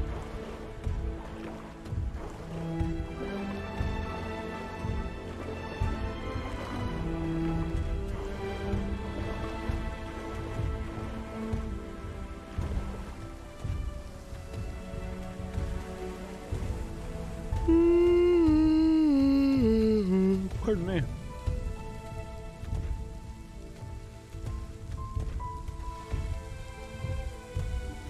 You talked to Mark about having a sonnet facts command. You'll probably have to create a website where you can add a bunch of them so he has something to pull from, but you know. Doodle doodle doo.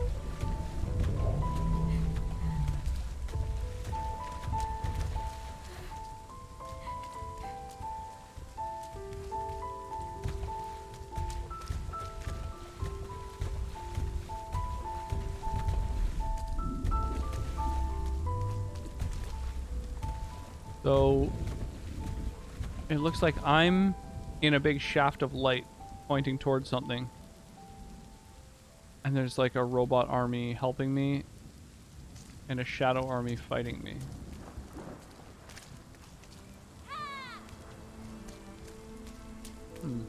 Boy, the water effects on the ground look really amazing. Saudi, a telecom company.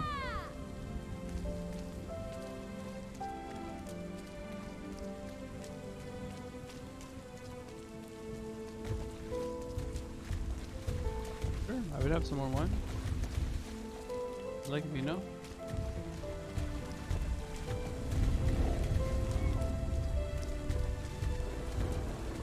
Samuel Taylor Coleridge. How's it going, Morbidity? How are you?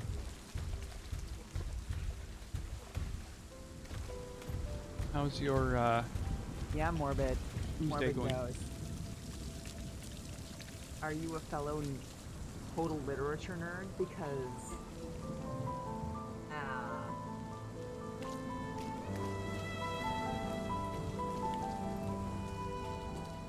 I think we know that Morbidity is a total nerd, absolutely. literature, different kind of nerd. Foster fail. Oh. The Logitech webcam army is fighting off the unregistered Hypercam 2 army. You're sitting there trying to decide which webcam to use? Oh, I already know. Double majored in college. Even if I was a literature nerd, I wouldn't know English poems. You might know some of the most well-known ones. I mean, literature nerds usually learn a lot of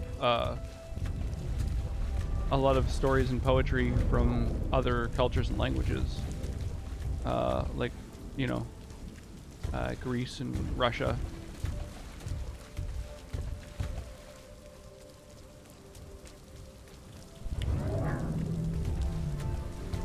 Latvia, where Latin originates from.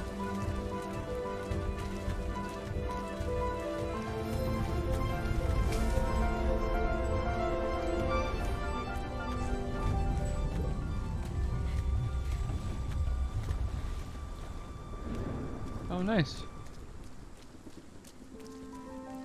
We've got Logitechs with us, so we're able to open the door.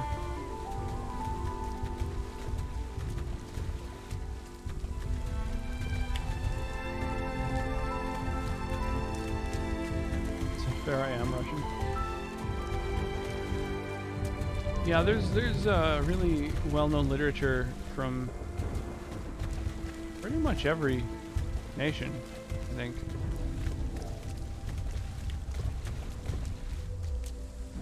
Oh, dude. Thank you.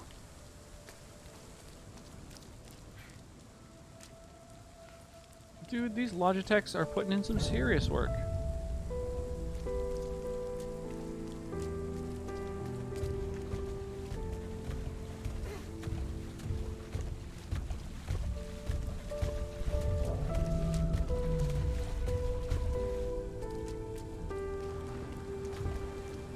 I'm not the type to have brand loyalty, but at this point, these Logitechs have won me over.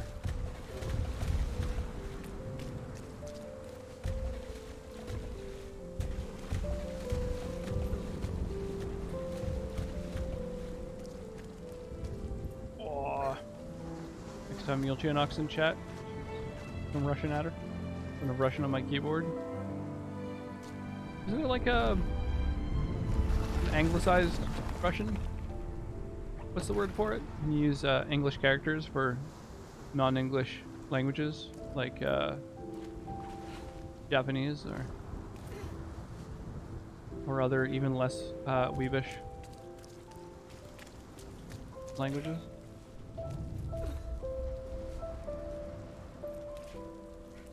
Yeah, Roman characters. Those are the ones.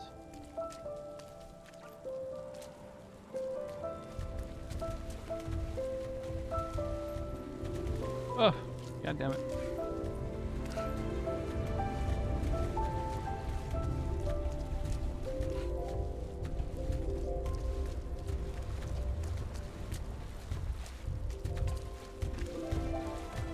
Yeah, let me in.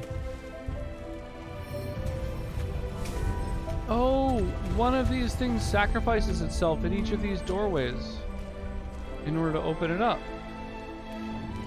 They're keys. They're like somewhat sentient keys. A little intense.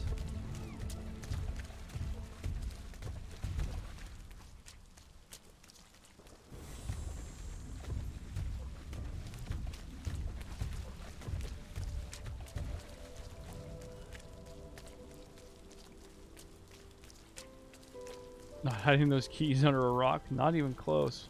Well, kind of. Hiding them as a rock? I mean, they were just kind of lying around as part of the, you know, the landscape. For some reason, I can't open this door. I don't understand why. Maybe it has to open the same way every other door does. Aw, that's cute. He doesn't want it to achieve its purpose.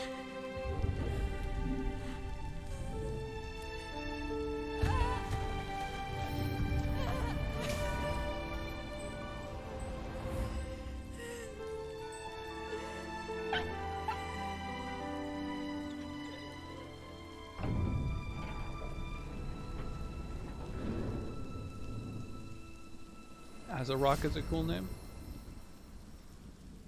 That box be smelling? Yeah. I bet it smells a lot like wet dog.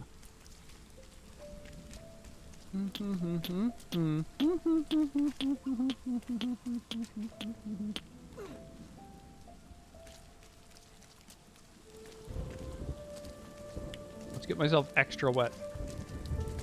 I'm gonna get good and slippery for this final battle.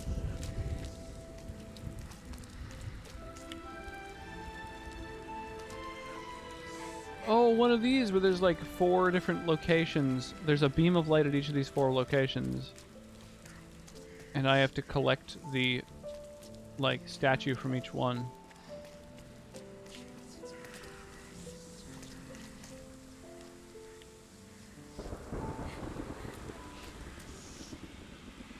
At least these ones aren't actively hostile toward me.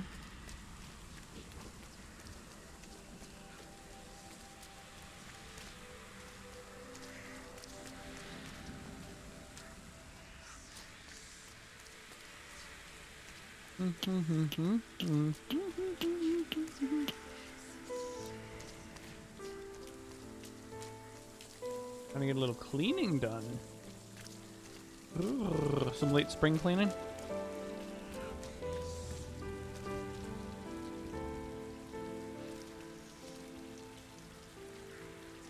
Let's learn some more of my history.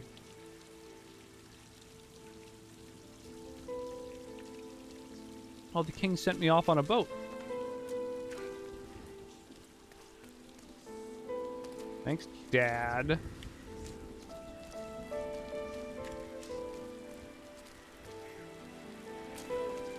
Way to just send me off into danger.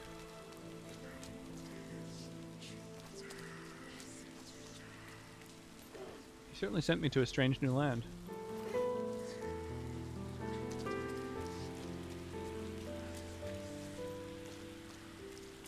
Why drink wine instead? Why not drink wine as well? Yeah, mead is made with honey, which is also good for the bees. An excellent point. The more honey we use, the safer bees are. And the safer bees are, the safer our way of life is. That's one of the few animals where if it died, it would actually be really, really devastating for mankind, for our civilization as we currently know it. Yes, he does love bees. Fuck ants. She really likes ants too. I mean, whenever she sees an ant, she like crouches down and points at it in a way where I'm pretty sure she's going to squish one at some point.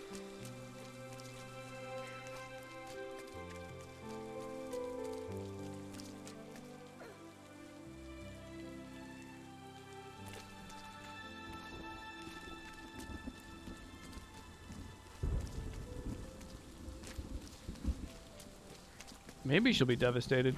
Maybe she won't even get it. I don't know. She's like less than a year and a half old. I don't know whether her sense of empathy is developed enough to really understand if she were to kill something like an ant.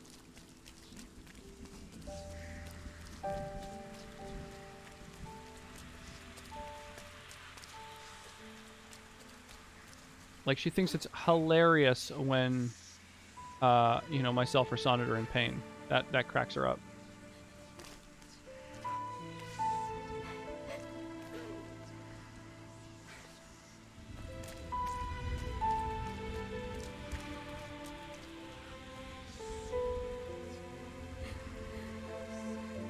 dog tried to pay with a bee once by flailing at it.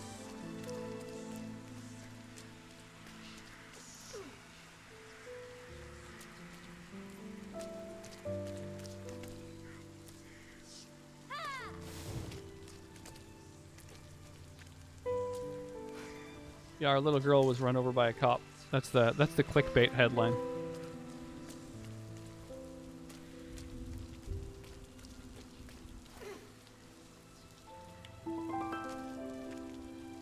I don't know how I get there.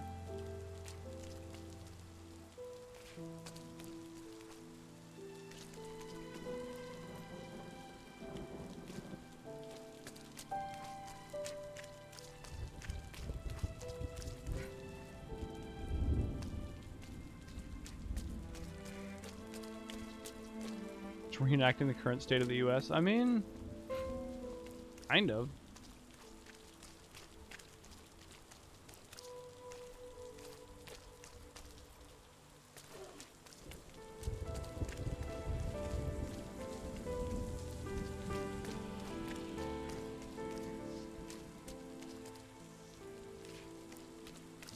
How do I get up there? I see this like blue beacon. Do I need to jump from one place to the next?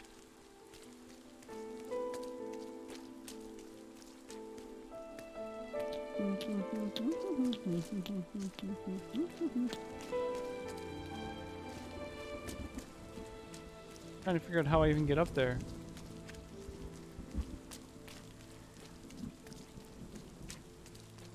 Go inside of a cup of cocoa and wait for the rain to stop. I don't think that's an option. Usually in adventure games they want you to be a bit more proactive than that for some reason. Go to the Winchester, have a pint, and wait for this whole thing to blow over. Just don't think that that's quite how they intend for you to handle the puzzles and problem solving in these games. God damn.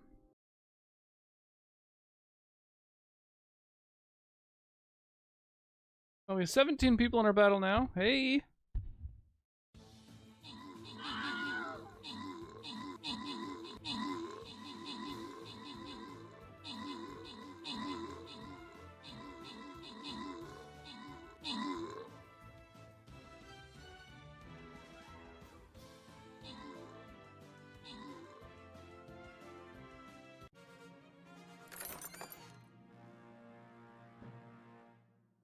Eric Dragonheart gets some extra loot, and then we go to the boss. Purge the area of a long-forgotten evil. The Ancient Mass.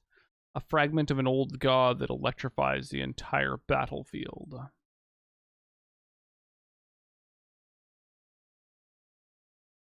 Well, this is pretty metal. Let's do it. Help me take on the boss. Unlock that swag. Aid and abet me.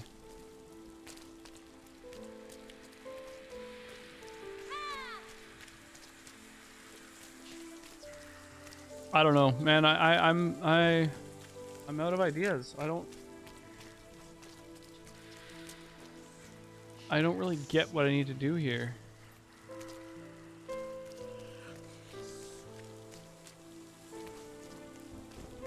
I feel like I need to get higher up somehow, and I just keep going back further and further and further, looking for some point that I can climb up to. I suspect it's all just landscape. It's not really climb up a goal.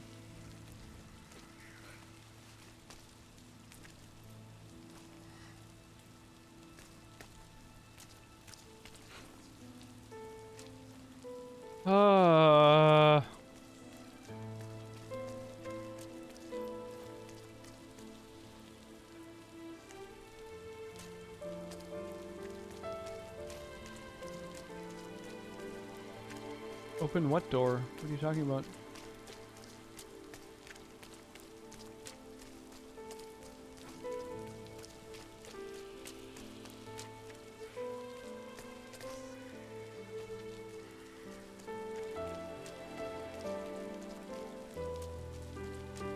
What door do I need to open, Eric? Uh...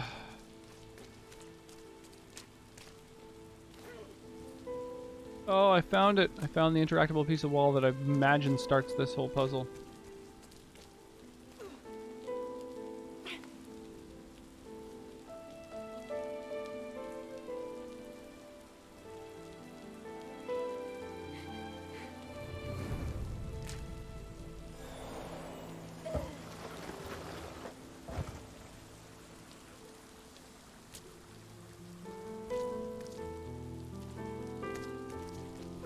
Those things are closed.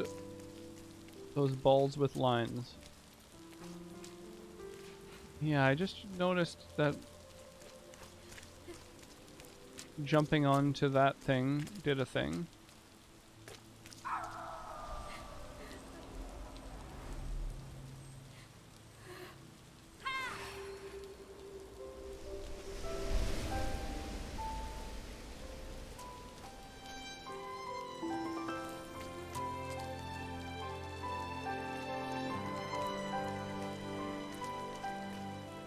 Oh my god, 1 down, 3 to go.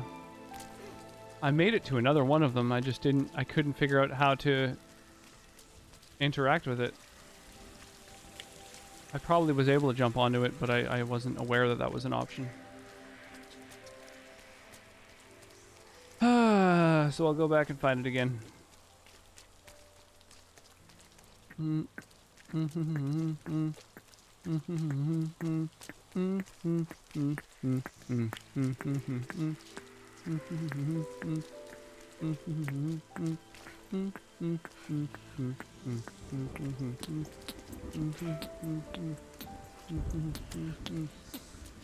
Yeah, I made it to this one already.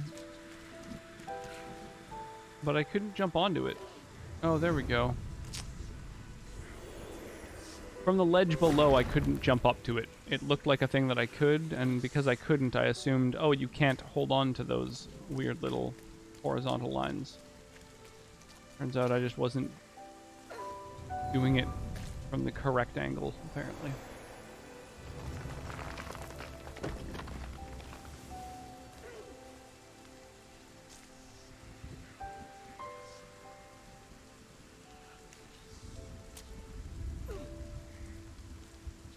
Alright. Let us figure out what to do next.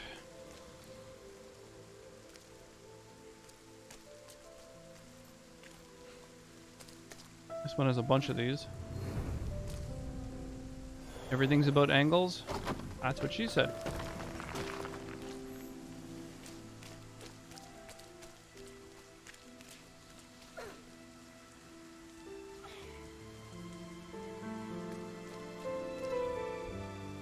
Oh my god, come on. Come on, don't go just falling on the ground like that. Get up, stand up. Stand up for puzzles.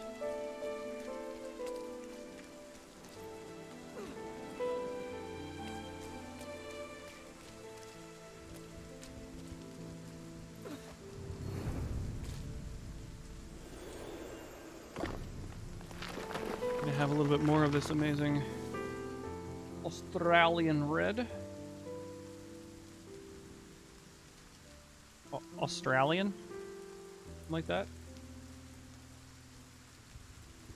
Australian, not to be confused with New Zealand.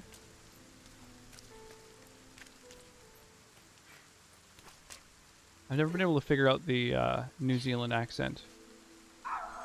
I know the trick is saying no like nar. Nor? Something like that.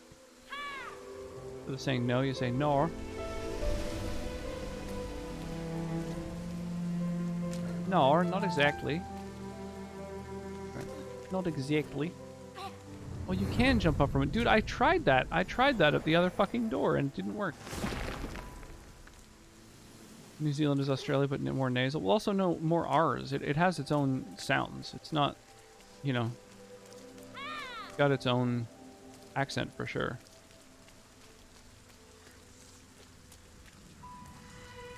Like saying the Scottish accent is like the English accent, but more, you know, whatever. They're definitely different. They got their own things going on.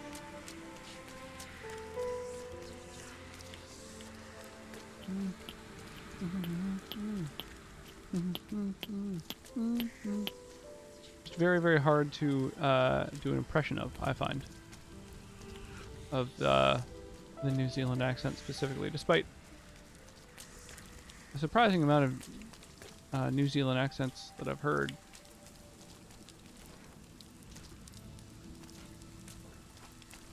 And not just from Flight of the Conchords and What We Do in the Shadows. Oh no, that's how I got here.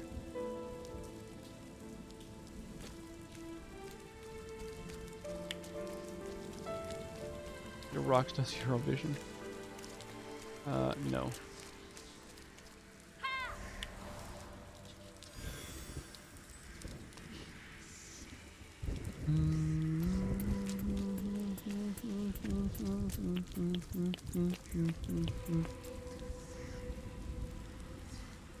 Read somewhere the British accent was like the popular American accent a few hundred years ago. Yeah, totally. In fact, even in England, I mean, there's so many variations of the English accent, and some places, some regions' accents basically came about because people were trying to put on an accent of an area that just sounded more intelligent or posh.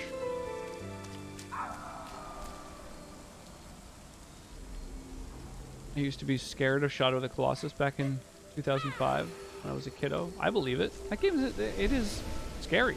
It's daunting. The colossi are very intimidating and like loud and intense. I could absolutely see that. American accent stayed the same, but the British one evolved to what we have now.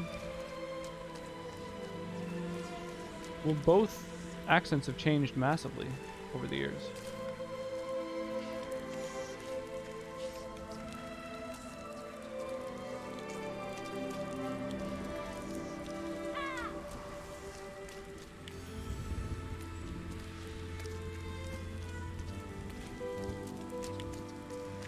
So I guess I have to go all the way around to get to the last one. Damn.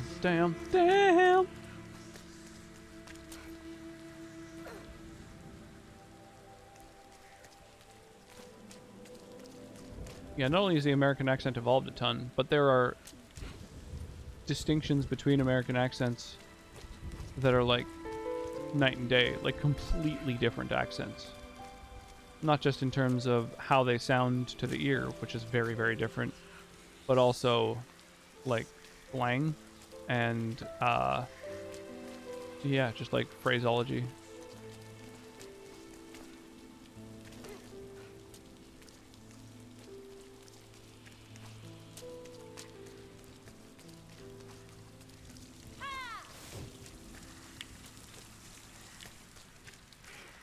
Yo, Augers. How's it going? We were just chatting about the UK.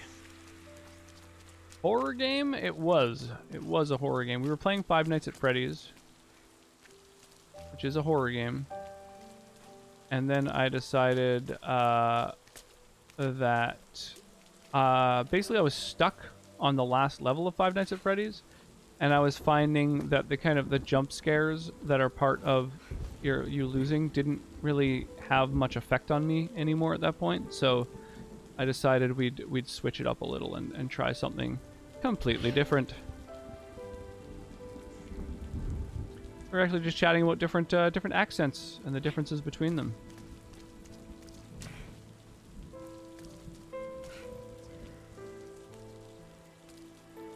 I was mentioning that the New Zealand accent and the Australian accent are actually quite different, and that comparing them was kind of like comparing, you know, Irish or Scottish with the English accent, in that it's a little offensive and also just like different.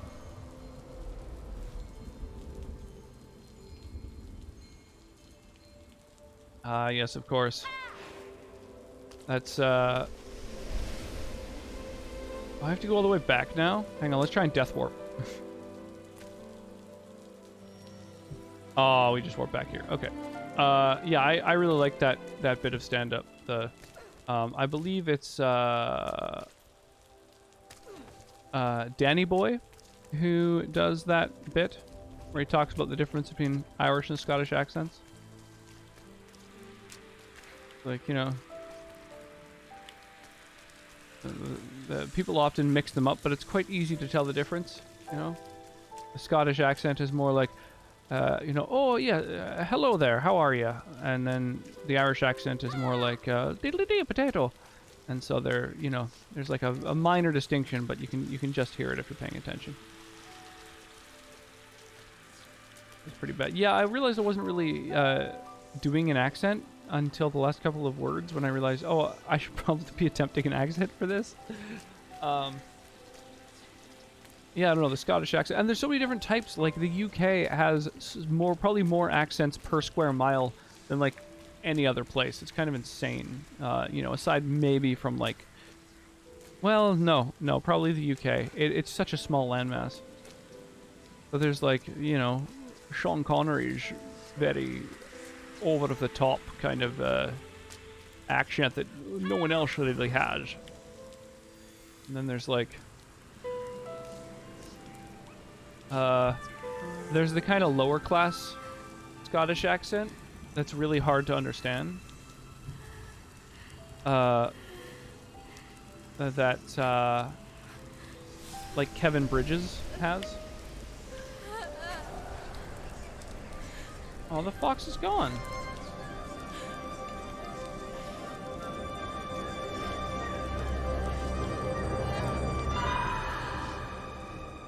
Whoa.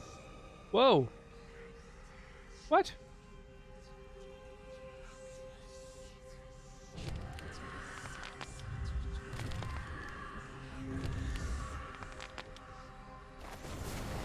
Whoa, that's intense. I don't think Sean Connery has so much an unusual accent as he has a lisp. Oh, now I'm made of that black stuff that the other... Oh, is that me from the future that I was trying to help out? Have I just... Oh man, this is crazy. I guess Sean Connery kind of has a speech impediment, but also... I mean, his accent is very strong and unusual. And I suspect that part of it is kind of like Christopher Walken, where it's like an affectation. It's not just an accent. It's kind of, I think, intentionally its own thing, you know?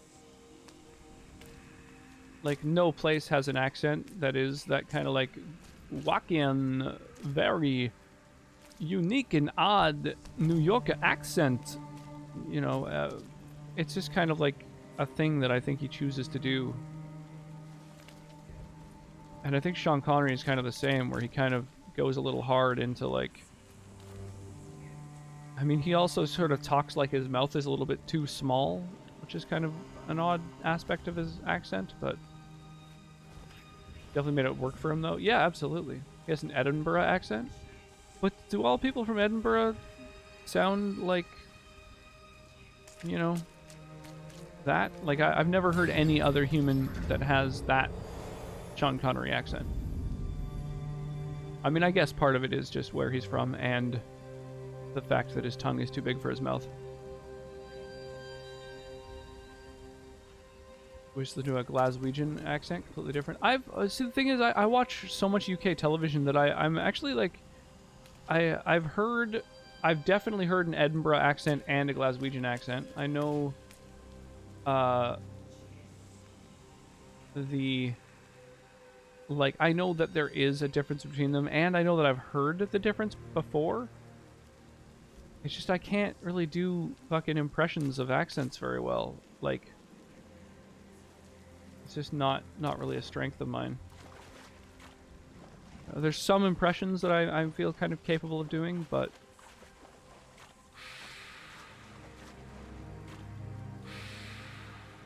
That's weird. But yeah, accents, just in general, are really tricky.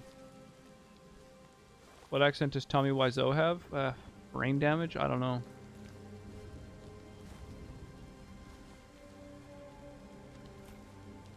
Listen to Limmy? Streamer comedian, he has a Glaswegian accent. So, like, what accent does Kevin Bridges have? It's over 9,000!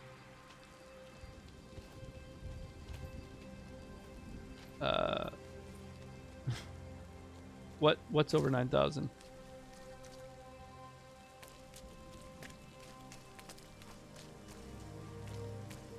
I think it's high mark. HAI mark.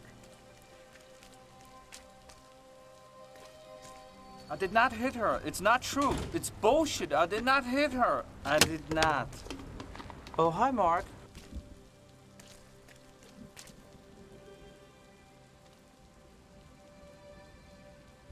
These Glasgow as well. The easier to understand one is he has to speak in a way for others to understand. Yeah, it's true. And he's also very, very, very good at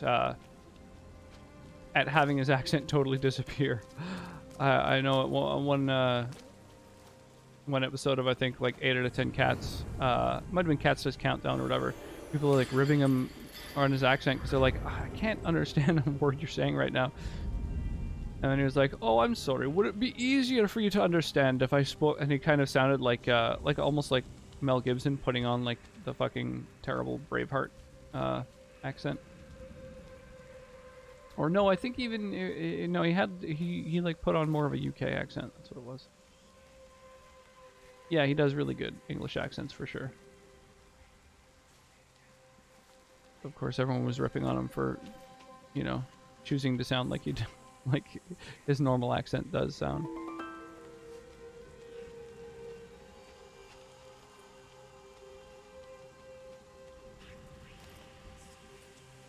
Ah.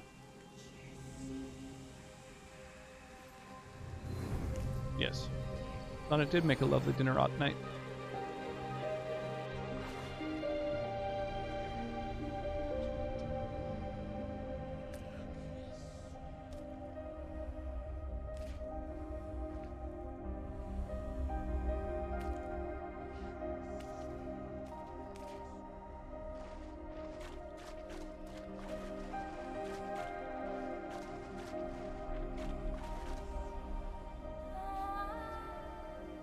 I can talk again. I think,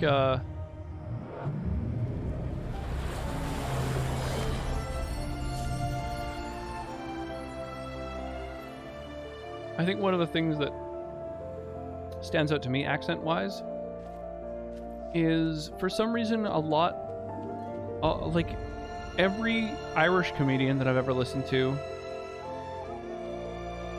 punctuates a lot of their sentences with a kind of an unpleasant, like, sound. Like a weird kind of, like Dara O'Brien or Aisling B. Their sort of or sound that a lot of people make. Different sort of places and countries do it different ways. Mine is obviously that sound that I make fucking all the time when I'm thinking, which annoys the crap out of me.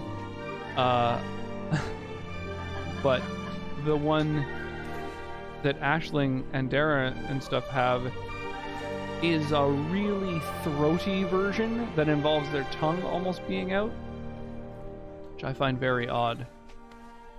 Let's say something along the lines of, and that's sort of the punchline to that joke. And it's like a loud, almost bleating sound. And it's really strange because it's only the Irish accent that does it in that way.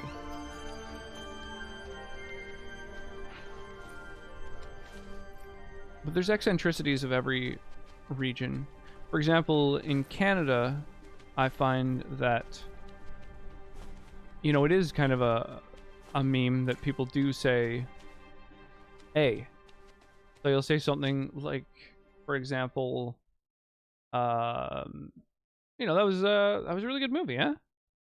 It's sort of like an eh, a hmm, an a, sort of a questioning sound. And I found that in a lot of the US, instead they say huh, and it just sounds a little bit less intelligent as a sort of placeholder sound, I've found. people will say, you know, oh, we should go and do that thing later, huh? And it just makes it sound, I don't know, there's something that inherently sounds a little bit sort of uneducated or something about it. What makes us sound less intelligent? Usually it would be, I mean, it's a really good question because there is sort of an answer to that. There's actually really, really comprehensive studies on which accents in the world sound the most intelligent, and what sounds sound the most intelligent. There are some sounds that exist in every single language that are very universal, and so those ones generally people don't think of as particularly intelligent or unintelligent, whereas sounds that don't exist in some languages are a little bit more divisive that way. As a general concept, that's a really good question. But in general, sounds that sound less intelligent would be, I think, lower sounds, more guttural sounds, sound a little bit less intelligent.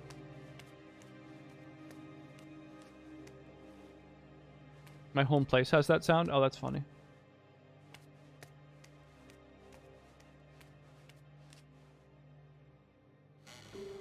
The eh sound. French Canada has that same kind of sound. You know, people when talking, especially I found when a French Canadian is speaking English, I found their sort of placeholding sound is very stark and striking and kind of, I find a little bit unpleasant, where it's sort of a sound that's, how do you describe it? Like,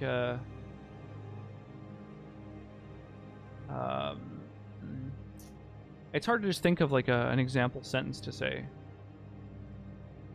but it's sort of a. I think no, it even happens when I think when people are speaking French. Only in French Canada. I've never heard it in France in like with like a French accent, but just the French Canadian accent. It is kind of a thing. They'll say like, "Tu te bois de middle, je m'arrête middle." You know, and it just sounds like, whoa, like it's such a loud and jarring and low, almost sort of gargling sound that it's very, because the language is so throaty that you almost are gargling on the sound. It's just a very odd, a little bizarre. That's more France do that. Oh, I didn't know that was a thing in France. I've only heard it from French Canadians. And I've known many. I've spent I've gone to Montreal I think 3 times, and I know quite a few people from Quebec, and it's just a thing that I've noticed that they all share. All these things are tossing themselves into the fucking royal. I guess I have to follow.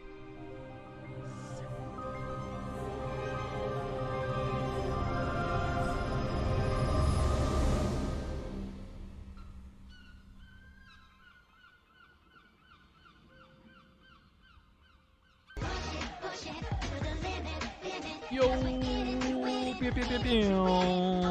squee. I'm in Quebec City. Oh, Eric, I thought you were in Ontario for some reason. Boo to you. So I missed some of the actual like ending lore of this game, which I feel is kind of a shame. I spent so much time invested in it, but it seems like when I was on the ship, I was trying to save an adult in a red cape, and then later I was an old man trying to save a kid. And I imagine this is still me. Oh, you're in Montreal. It's pronounced Onterrible. Eric lives in a dungeon full of whips. I have heard that about Eric.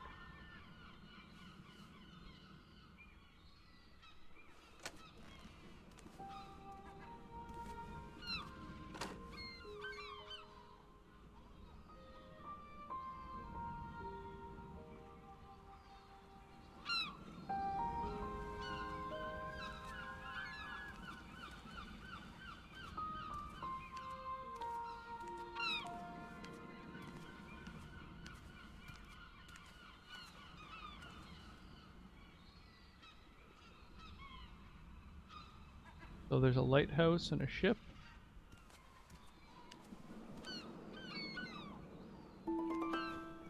Box toy? The hell? True story, one time there was a song called Whip It. That's about Eric.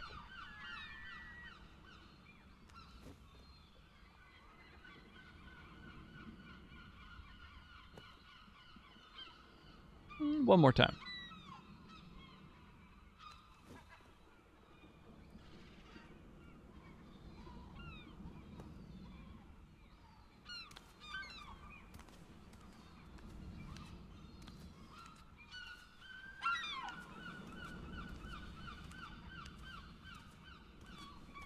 Yeah, I find a lot of those sort of culturalisms, those things that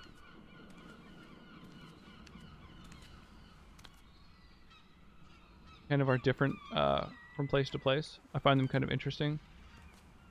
I know Susie Dent has written about a lot of those different things.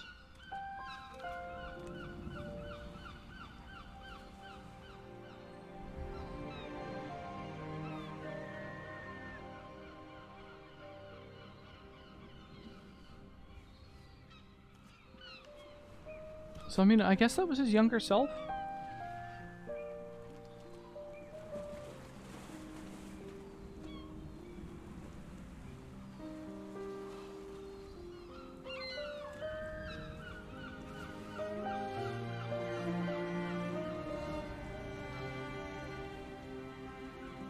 The guy just litter.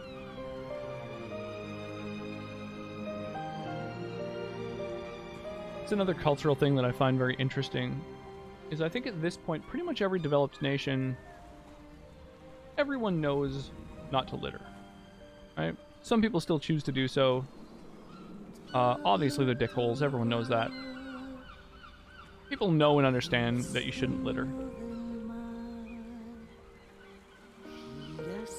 Littering does make you a trash human. UK is horrible for it, really. But people know they shouldn't, right? Yo, Bamsaker.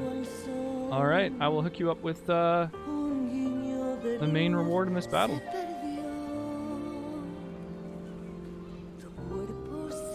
You take a video of Birmingham and it's a tip. Well, you're going to bed? Sounds good, dude. Appreciate you swinging by and saying hi. Sorry to have mocked the accent of your region. But honestly, yeah, I don't know. I just like those sorts of little differences and stuff. But I mean, people there must know that they shouldn't litter, right? Like, it's not like people must feel a little bit bad about it when they do it, I'm guessing. I read a pretty good essay explaining that you can instantly judge an area and be right 99% based on two things: how dogs are treated and littering. That's interesting. Looking at the place, they know they couldn't give a shit. Well, so whether or not they care about that, I think that the fact that people know that they shouldn't litter, I know here, for example, I don't know about Canada on the whole. There's been some neighborhoods and some cities I've gone to that are definitely much more ill-kept. I think a lot of that also... I think homelessness is a big factor there.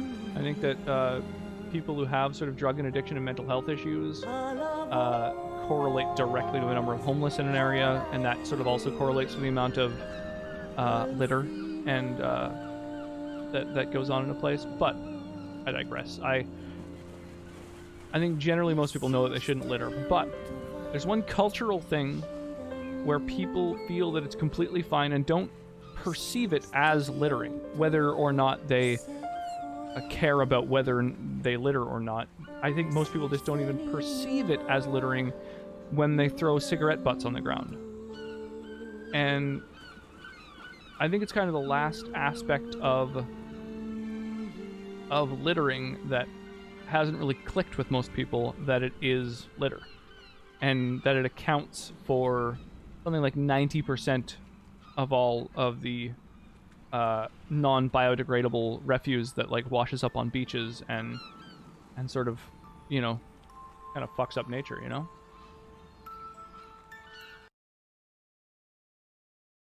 We jump over to Stream Raiders here.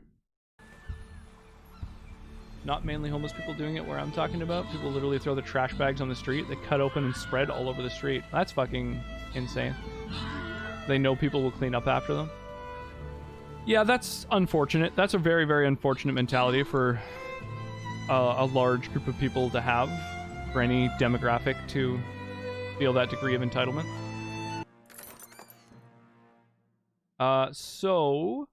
Bamsaker, you are entitled to the Centurion reward. It's not that great a reward considering it's a boss. Do you want to take it, or do you want a refund so that you can use it on better rewards?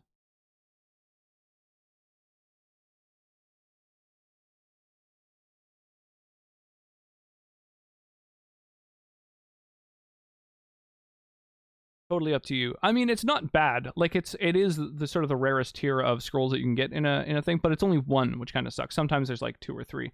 I think it is random. Dogs have litters. Irony.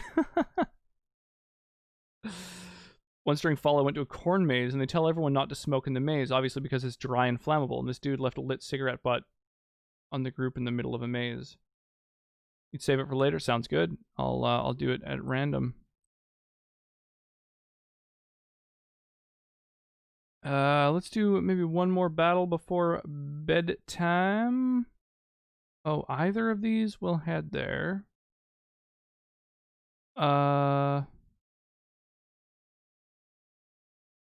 Let's do. This path is the fastest to get to the loyalty chest. Let's prioritize haste.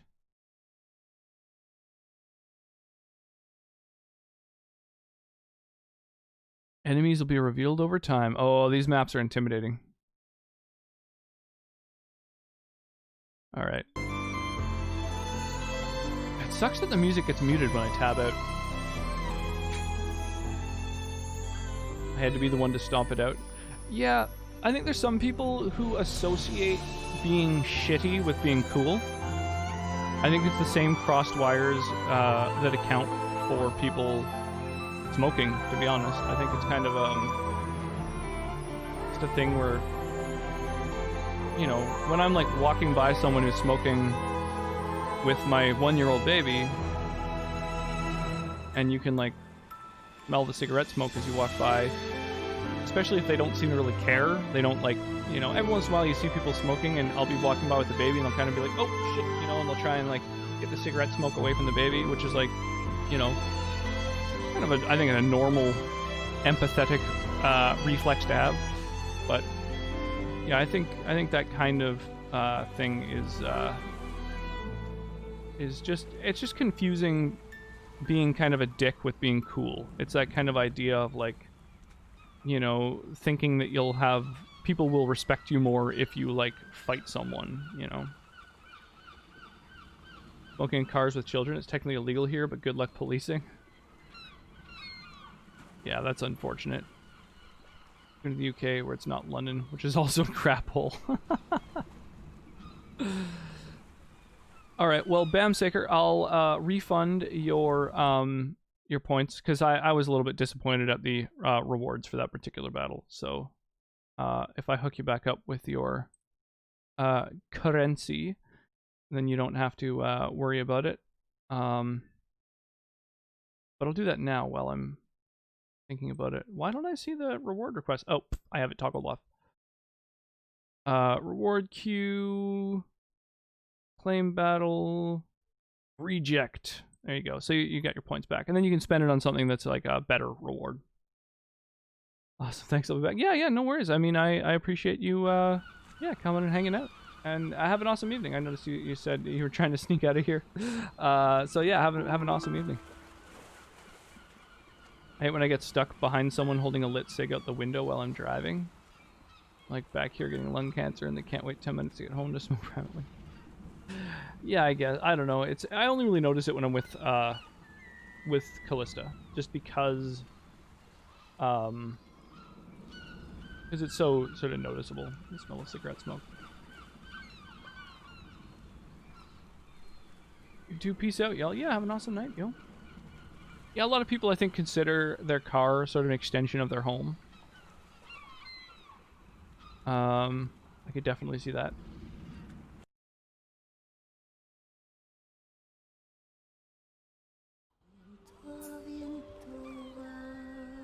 Or you're saying stuck behind someone holding a cigarette out the window while you're driving, like in a different vehicle. Yeah, I guess. I don't know, I never really drive with my windows down. Sometimes the car is your home. There is that. There are people who have that lifestyle as well. This game sort of reminds me of Tour of Heaven.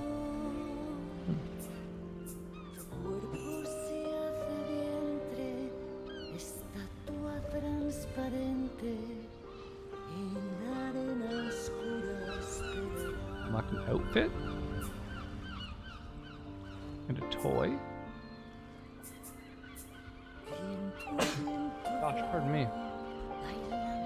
Almost a full emblem.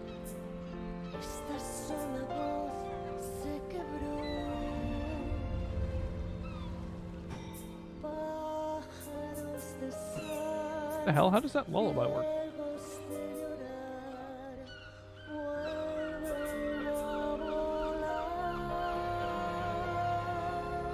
So it's like the parents playing music to the baby, having a brand new baby that's super cute. Then something's going wrong. I guess it looks like the mother's dying. She's like shedding her leaves, turning into spider webs. The child's none the wiser, playing on the beach in the background. Then he's visiting her grave, where the father's crying. And then he sends his son away. Huh. Wonder what the rest of the story is. Shame I hadn't found more of the collectibles. Oh, that's a cool one. I guess this is all like concept art. Much of this isn't actually in the game. Not exactly in the game, at least. But certainly does inform much of the sort of landscape.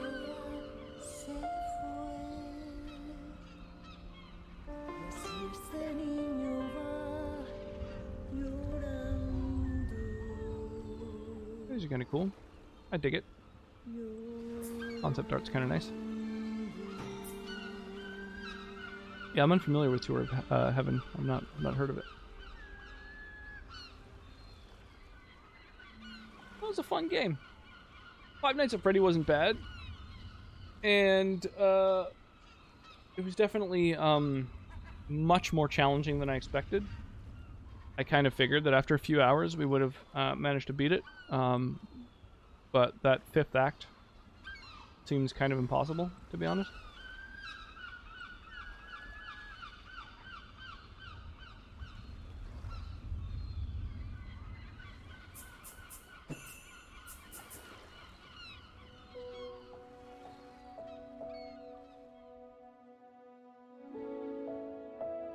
You unlock like facets of a lullaby. That's kind of cool. Oh, is that the instrument that your parents are playing to you in that first keyhole thing?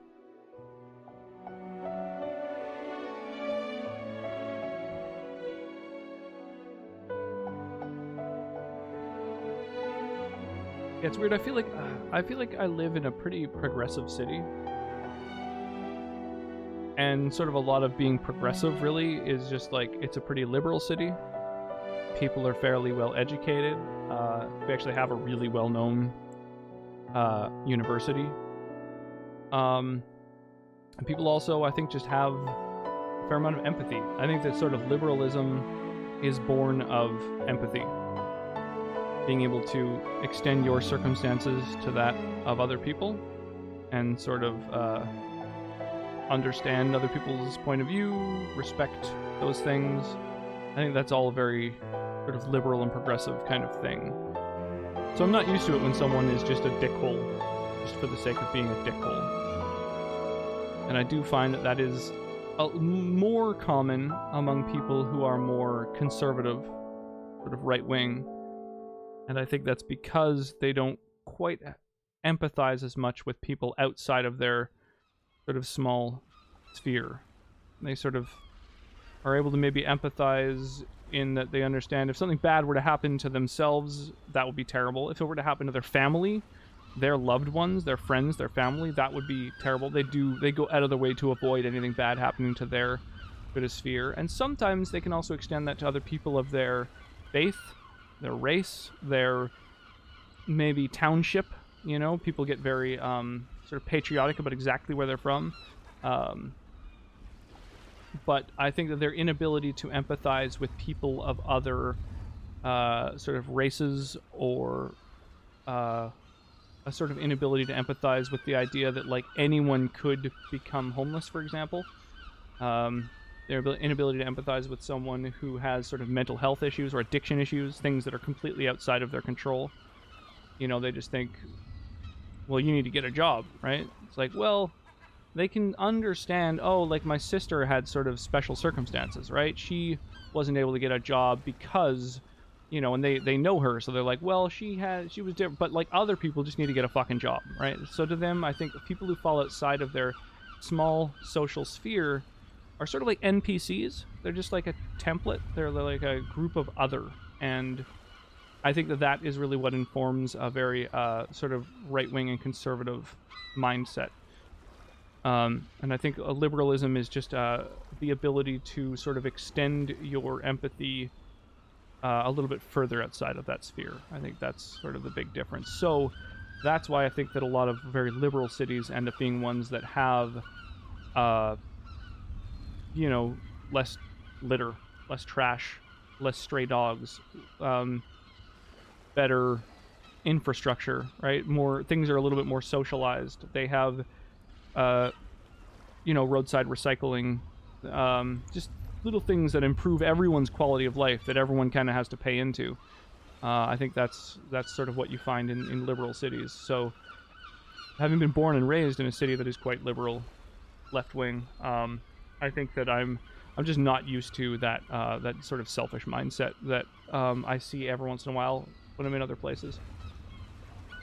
Cities in general have better infrastructure. So major cities in general do have better infrastructure, and major cities in general are liberal. So major cities are a place where people, there's enough sort of money to keep things socialized, basically. And that also affords people to pursue the arts. So you end up with a very liberal mindset in major cities. New York, Los Angeles, San Francisco, you know, Montreal, Berlin, London. You have a liberal. What's a conservative city that has horrible infrastructure or horrible litter? I think most places in Florida, for example, are examples of that. I think coast cities where the jobs are at. Yeah, I mean, there's jobs everywhere. Coastal cities are where the jobs for sort of educated people are. The jobs for people who have gone through a university education, which again, I think lends itself toward a more liberal viewpoint. So there's plenty of like factory work and farm work and stuff like that on places that aren't coastal. Still absolutely fine work, and often can pay just as much. Not as much as like a high-end tech company, for example, but yeah, you can definitely make a really good living, say working in the oil fields or something like that. But those are conservative places. Alberta has a lot of very, very conservative sort of cities in them. Do a comparison, you need to take cities of similar size and compare more versus less litter. Example, LA and Chicago tend to be very liberal versus New York City is relatively conservative for major cities. I don't think New York City is conservative. I think it's actually like a hotbed of liberal art and culture. Actually, it's like yeah, I think it's a very, very liberal place. Does Alberta still have Notley? I don't know. I'm unfamiliar with what that is. They're all liberal, just some more than others? Yeah. Yeah, so I mean, as I say, I think major cities just end up being more liberal because that's where the education ends up. And so you just end up with people who, when everyone's well educated and there's a lot more money to go around, everyone has a better wage. That stimulates the economy really well, and that stimulation of the economy allows for people to pursue the arts. And so when you're not just having to worry about like you can't really pursue the arts in a place where everyone is farming, because you have to farm, right? You don't have like spare time, and generally areas where there's a lot of farming are very spread out, so they're rural. There's no major sort of infrastructure or central education or anything. New York City's also not a nice place, IMO. Yeah, I mean, that could definitely be a thing. As far as infrastructure goes, they're really well funded there. But I mean, that's just an opinion. That's an observation. That's also, you know, informed by others who have sort of written about that kind of concept. But New York City smells. Yeah, so does San Francisco. San Francisco smells fucking awful. Politics stream? Yeah, a little bit. I don't know. I mean, it's just I feel like it's just observations on politics. I don't feel like I'm taking any kind of stance. These are just kind of observations. I don't know. I don't think that they're necessarily controversial ideas.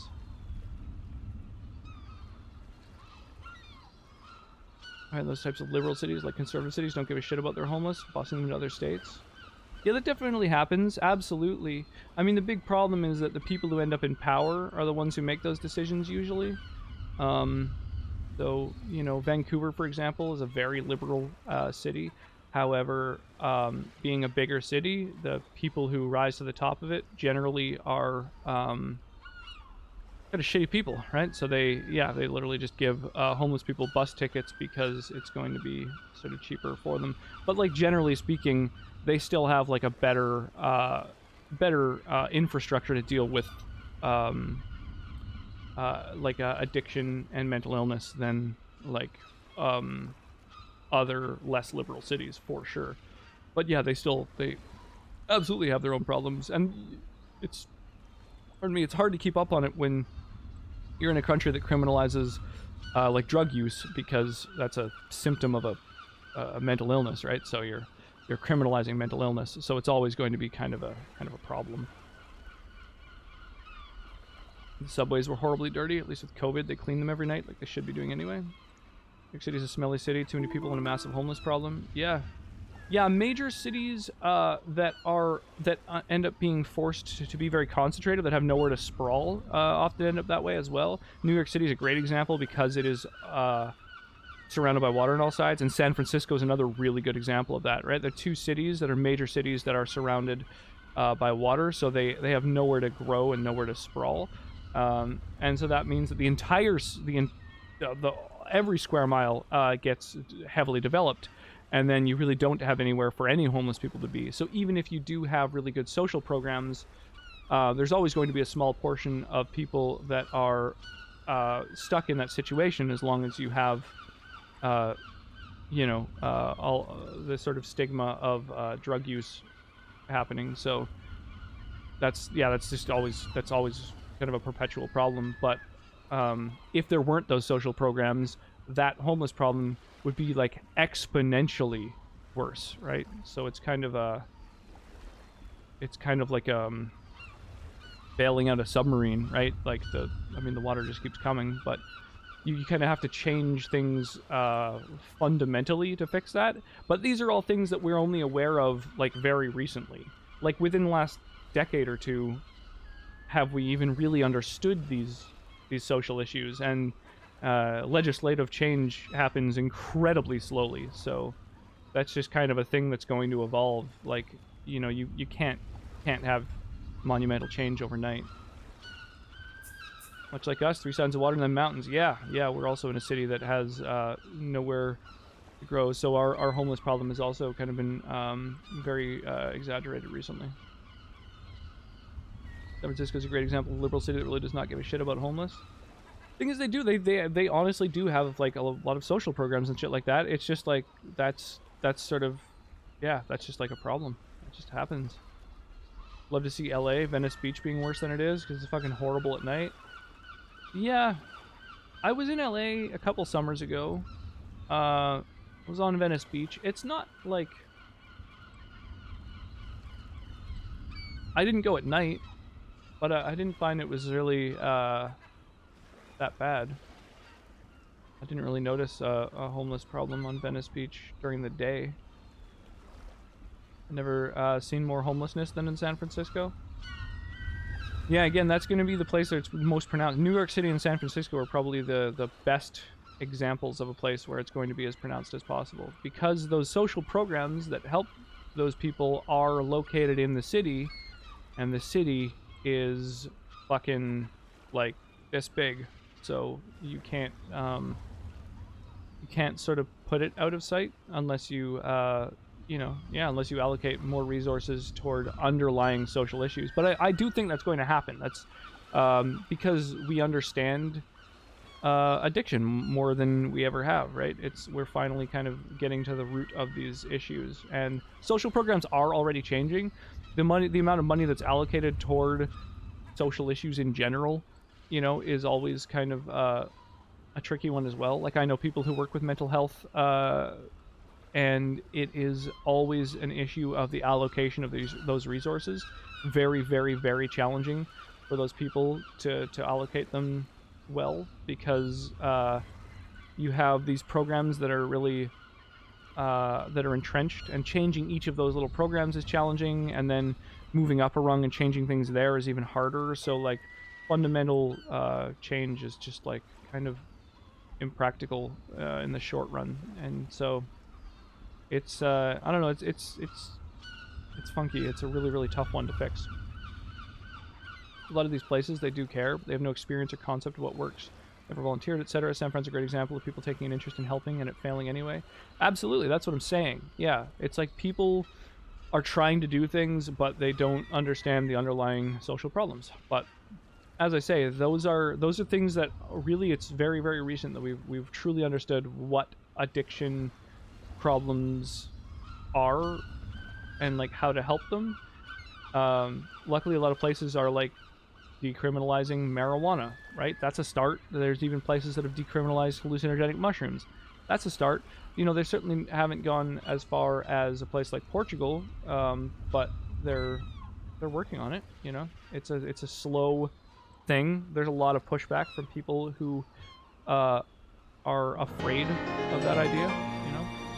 Yo, Hannibal Graham. Thank you so much for the big ass host, dude. I appreciate that. How was your stream? We're just chatting about social issues right now.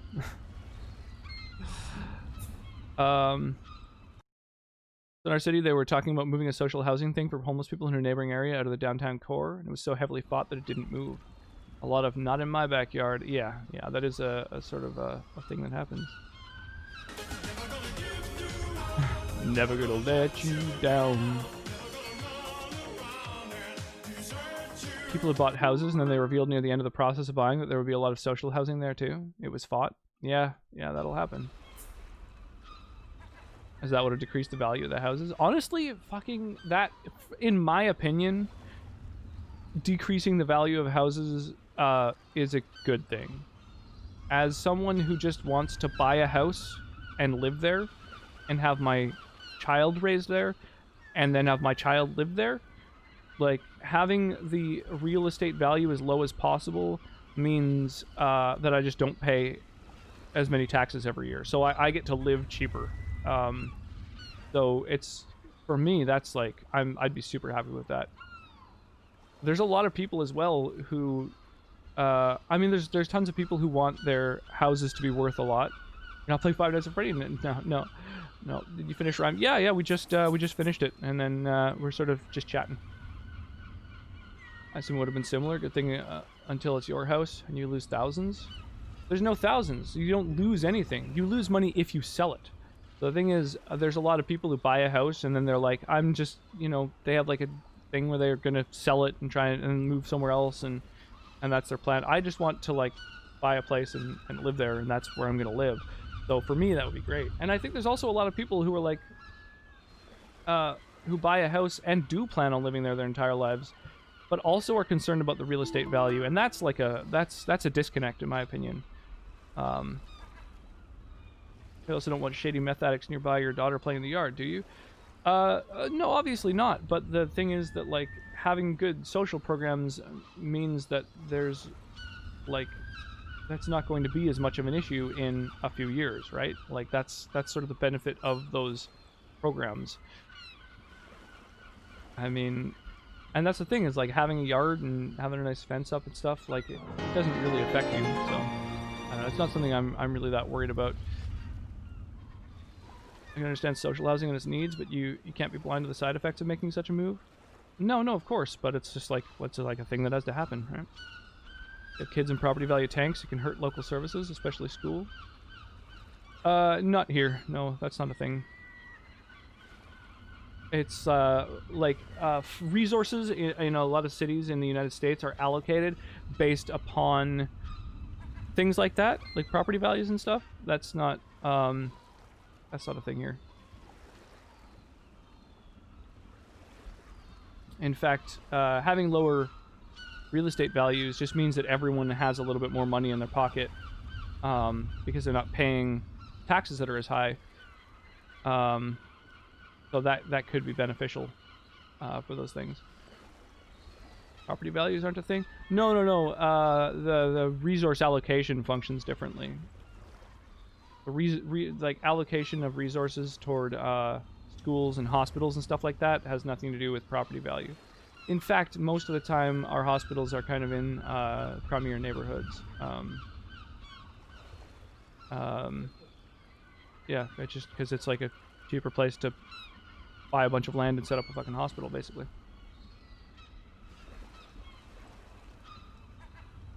Yeah, it's that doesn't really have to do with anything. But yeah, I don't know. Just chatting about stuff. I don't know. I mean, personally, yeah, I'm a proponent of,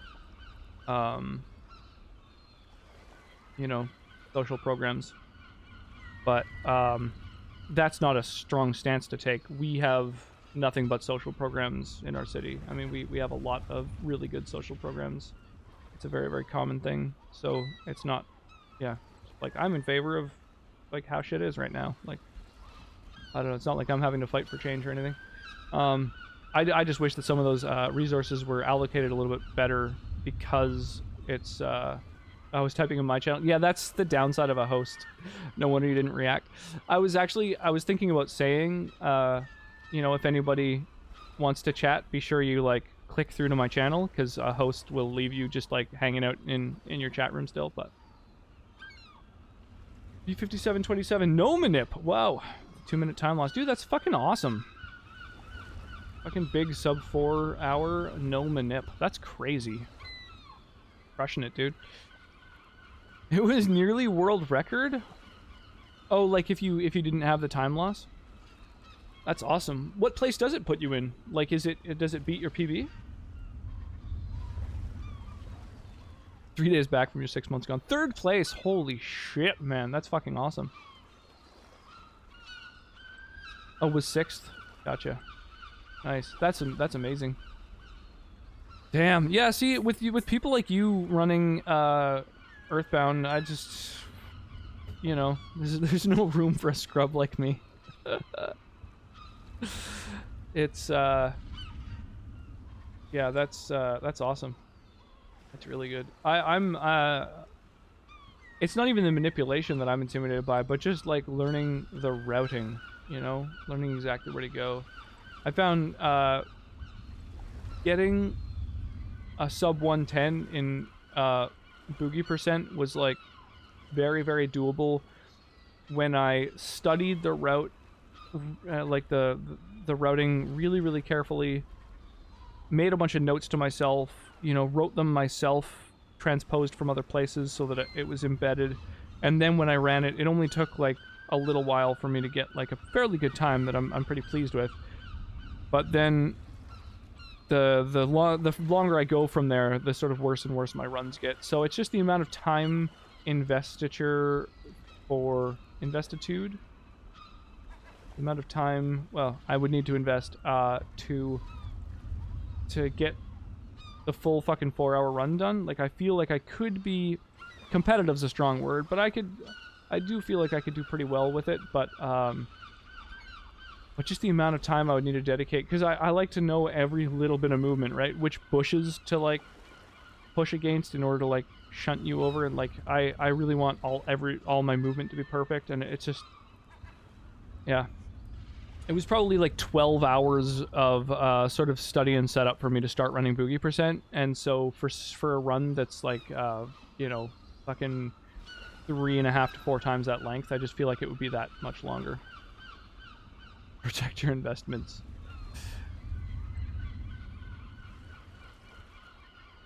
No casual scrubs allowed. I know, Sonnet's always flirting.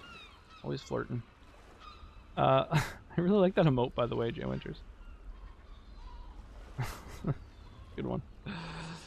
So yeah, tonight we played some Five Nights at Freddy's. I was totally blind. I've actually never seen the original Five Nights at Freddy's. I've seen a little bit of gameplay of various Five Nights games, I've realized. But I haven't seen the original one. So we played that for a little while. Did pretty well. I couldn't beat the 5th night. There's like 5 nights of increasing difficulty, and I couldn't figure out how to beat the 5th night. We probably tried like 6, 7, maybe 8 times. Probably more, actually. And there seems to be just like too much RNG involved to even have... oh, yeah. Let's fire off a Stream Raiders battle. We got 20 people involved. Awesome. If that was offensive at all, don't know what we're talking about that song. No, not at all. How's it going, Jay Winters? I wish Sonnet would flirt with me. Be careful what you wish for. Yeah, so we played some Five Nights at Freddy. Couldn't quite beat it. I suspect that it's the kind of thing where you just kind of have to grind and hope that the RNG works in such a way that you have like enough power to complete it. And then yeah, after playing that for about 2 hours, got a little bit tired of it and decided to finish up RiME. So we just finished RiME, which is a gorgeous game, and the end is really cool. It kind of gets more and more interesting as you go too, which I really like. So that was a really fun game. I enjoyed it thoroughly. And so our next stream is going to be not tomorrow night, but on Wednesday. It's my favorite re-emote I've ever gotten. Well, maybe I need to make a rocks re. Maybe that's the next step. Yeah, so I've been gifted. What have I been gifted? Just tonight, actually. Relinquished gifted me a Call of Cthulhu game from Bethesda that I'd never heard of. Called Call of Cthulhu: Dark Corners of the Earth. That sounds like it could be good. It was published by Bethesda. Well, so it still sounds good. He also gifted me I Have No Mouth and I Must Scream. I've heard really mixed things about that. That's a good game. Oh, nice. I didn't know that. I know nothing about it. The rage emotes. And what else? I think that's it. We beat Octodad. We just beat RiME. What other games? We beat Among the Sleep. We beat Beyond Two Souls. So Assassin's Creed Origins is the only other one that was also gifted to us by Ilarox, which, once again, huge thank you to Ilarox. That's fucking amazing. So we're going to probably play Assassin's Creed Origins pretty soon. I'm going to have to look up how long the other games are that I received. Apparently Cthulhu game is super buggy, so be warned. That's all good. That's all good. I don't mind super buggy. Content. Don't play the second one, the Scream one. Yeah, I kind of heard that. Scream game is a nice OG point-and-click puzzle. It sounds really fucking heavy, though. Like, it deals with themes like psychosis and rape and stuff like that. So, Unofficial community patch. Oh, I could look to patch it. Yeah. Good, made Alfredo for dinner, then a cake for my dad's birthday. Oh, fuck, that's awesome. Got up on some TV shows and being a crappy beach IRL. What did you catch up on TV-wise, out of curiosity?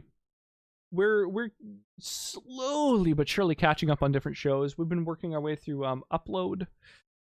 I've mostly just been watching little silly UK panel shows. I'm a big fan of 8 out of 10 Cats and Cat Says Countdown and Travel Man and Big Fat Quiz of the Year and fucking I don't know. There's just like a bunch of just silly little UK kind of comedy shows that are more about the personality of the people on them than having any real overarching structure. Diamondback, how you doing this evening? One might exist. I'll look out for that. I'll look for a patch for the Call of Cthulhu game. Yeah, I had never heard of it, and that's pretty cool. Like, I'm stoked that there's a Bethesda game that exists that I've never heard of. It looks like it wasn't developed by Bethesda, but you know, I'm sure they wouldn't, you know, put QI, absolutely. QI, I'm a few seasons behind on, so that's something that those are shows that I kind of Sonnet also loves to watch those shows, but when we have the chance to watch a show maybe maybe 1 or 2 episodes of something every week, we generally try to watch things with a narrative. So I've just been watching silly panel shows like that on my own, because it doesn't really matter what order you watch them in or anything. QI actually was my gateway show into panel shows. QI was the first one that I ever found, and a friend of mine introduced me to Taskmaster back when only the first season was out, and that was also a game changer, a real revelation. I think QI, Taskmaster, and probably Cats, 8 out of 10 Cats, are probably the best points of entry to the genre, depending on what you want, because all 3 of them are very different from each other, and yet they're really just there to showcase really funny people being funny. It's sort of like being let in on an inside joke as it gets made. It's it's just, yeah, I love it. I'm a big fan of all 3 of those. Channel 4 shows. Those shows are safe shows. IMO. Yeah, absolutely. I mean, I also love Spaced and Office and Extras and the IT Crowd. There's like a lot of just silly kind of sitcoms and stuff like that that I'm a fan of as well. But yeah, usually it's comedies that I'm after. The classics, of course, Monty Python's Flying Circus and Fawlty Towers and stuff like that is also really legit. They get rid of comedians that would go a bit beyond. Well, yeah, I guess so. I guess it depends on what you mean by a bit beyond. They're pretty fucking raunchy. I mean, like the Big Fat Quiz of the Year is like pretty raunchy. Jimmy Carr, who hosts it, is like, his sense of humor is real. Billy Connolly is excellent. Frankie Boyle is pretty intense. Yeah, he's on Mock the Week and what's one that's hosted by Dara O'Brien? The one, as if there's just one. He hosts like 3 shows. I'm pretty sleepy, so I'm gonna call it a night. Yeah, have an awesome night, Lyra. I'm winding the day down. Nice to catch you streaming. How are you? I'm doing great, Diamondback. I'm doing really, really well. Yeah, I just completed 2 games tonight, so that's always very pleasing. Yeah, I'm doing really well. I only got about 4 hours of sleep last night, so I was kind of just tired at the start of the stream, but I had a bunch of ice cream and now some wine, and it's given me a nice sort of ebb and flow. Finished the 2nd season of The Hollow and In the Dark, and 3 episodes of Dead to Me, then 2 of You. So I have never watched any of those shows. I've heard of Dead to Me, and I haven't even heard of the other ones. Yeah, have an awesome night, Wire. Thank you so much for the lurk. The IT Crowd, yes, loved that show. Yeah, absolutely. Yeah, Billy Connolly is a really funny dude. His movies, I mean, he was in The Boondock Saints, but that wasn't really his movie. But that's, a great movie. But the movies that he sort of is featured in that are kind of more his movies, I find aren't that great, but his stand-up is spectacular. So kind of a shame that he's not really in any really great movies you know, sort of as himself. Yeah, Catherine Ryan's kind of raunchy too. Not safe humor. He no longer does it. Who are you talking about? Which person? Sorry, it took me so long to read that I lost all context for it. It's difficult to watch Monty Python while cooking. It makes me giggle. Yeah. Yeah, Monty Python is great. No Monty Python movies. I listen to a lot of podcasts, and I was listening to one recently where Conan O'Brien is talking to Eric Idle, which was pretty funny. Yeah, he was talking about the fact that George Harrison basically bankrolled Life of Brian for them to make. Yeah, those guys they're so great. They're very, very funny motherfuckers. Rough, but what a boost. Yeah. I mean, that's, you know, that's having a 16-month-old baby. That'll do that. Yesterday was actually her 16-month birthday, I guess you'd call it. Her 16-month day anniversary. I don't know. I think he has dementia now or something, or Parkinson's. Oh yeah, Parkinson's. That makes sense. Oh yeah. I've seen him. I saw an interview with him not too long ago, and he had like the shakes. Same with like Michael J. Fox. So that neither of them can really work anymore. But they're still there, you know. Mentally, which is kind of cool. Dementia, that isn't the case, unfortunately.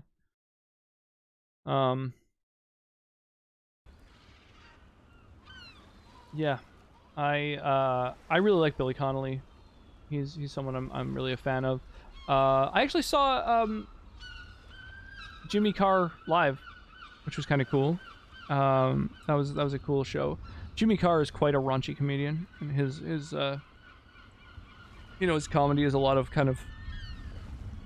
kind of immature, you know, sort of your mum jokes, stuff like that. But he's a killer, to be fair. You mean literally or on stage? I'm surprised he doesn't get the kick. Yeah, on stage. Yeah, that's the thing, is not only is Jimmy Carr super, super raunchy, like really raunchy, but he's always on TV. He hosts everything. He hosts 8 at a Tug Cats. Cats does Countdown, the Big Fat Quiz of the Year. He hosts, oh, there's another show. I swear there's 4 shows. Maybe not. Maybe it's just those. But yeah, he's on TV several times a week as like the host of television shows. He hosted Roast Battle. That was another one. Yeah, his comebacks on stage. Yeah, you can see just compilations of his comebacks. They're pretty great. We got married like the day before we saw Jimmy Carr. That's right. Yeah, a lot of yeah, just real, like, you know, he just kind of goes there. You know, he's the kind of like the edgy kid that was telling dead baby jokes in high school and stuff like that. The Hollow's cartoon style of a group of teens waking up to soon find out they're in a video game. It's pretty good, to be honest. Oh, that's kind of cool. I like that idea. It's like a drama or a kind of like what's the word I'm looking for? Not a film noir, but like a film noir is like a sort of a subset of like a mystery thing. Sort of like drama or mystery, one of those. The Dark is about a blind woman finding her best friend dead in their alleyway, and she goes out of way to find their killer. Also recommend. Oh wow. And the show You is about a stalker falling in love, and it's wild. That was a lot, but no spoilers, of course. So those are all dramas, I assume. Sonnet and I mostly have been watching comedies lately, just because we have so little time for television, and it's just nice to sort of laugh when watching stuff. You know, like we don't. Like, the last thing I want is for something really fucking heavy while, you know, during that very, very small amount of downtime that we get to have. I'm personally not a fan of his comedy, but his comebacks are crazy. I don't mind his comedy at all. I think he's really funny. Yeah, seeing him live was actually a lot of fun. I enjoyed it. It's, like, super, super raunchy and juvenile and stuff like that, but, like, that's his style. Like, you know, if you just sort of decide to watch it and you kind of commit and enter, you know, that mindset or whatever, I think it's super funny. Becky Bell is also another one that's someone you don't want to heckle. Yeah, he's razor sharp. He's really, really intelligent. I Like You, not a bad show. What does the little one watch? She's 16 months old, so we haven't done any screen time for her. I know a lot of people do screen time, probably like even earlier. But yeah, we're just avoiding screen time for the babbers.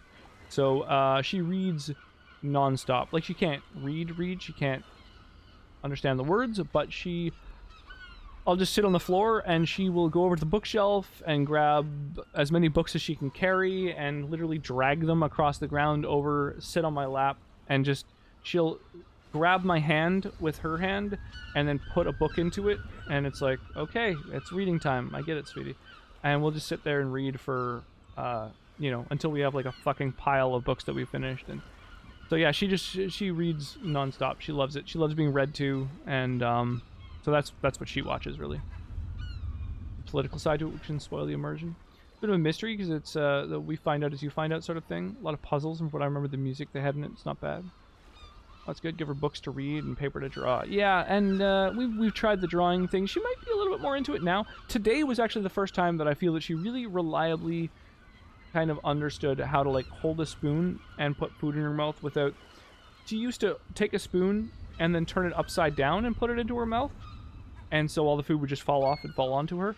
But today she kind of got that she has to move it toward herself and put it into her mouth. So that was like a milestone. But yeah, pen to paper or like pencil crayon to paper is something that she's not quite there yet.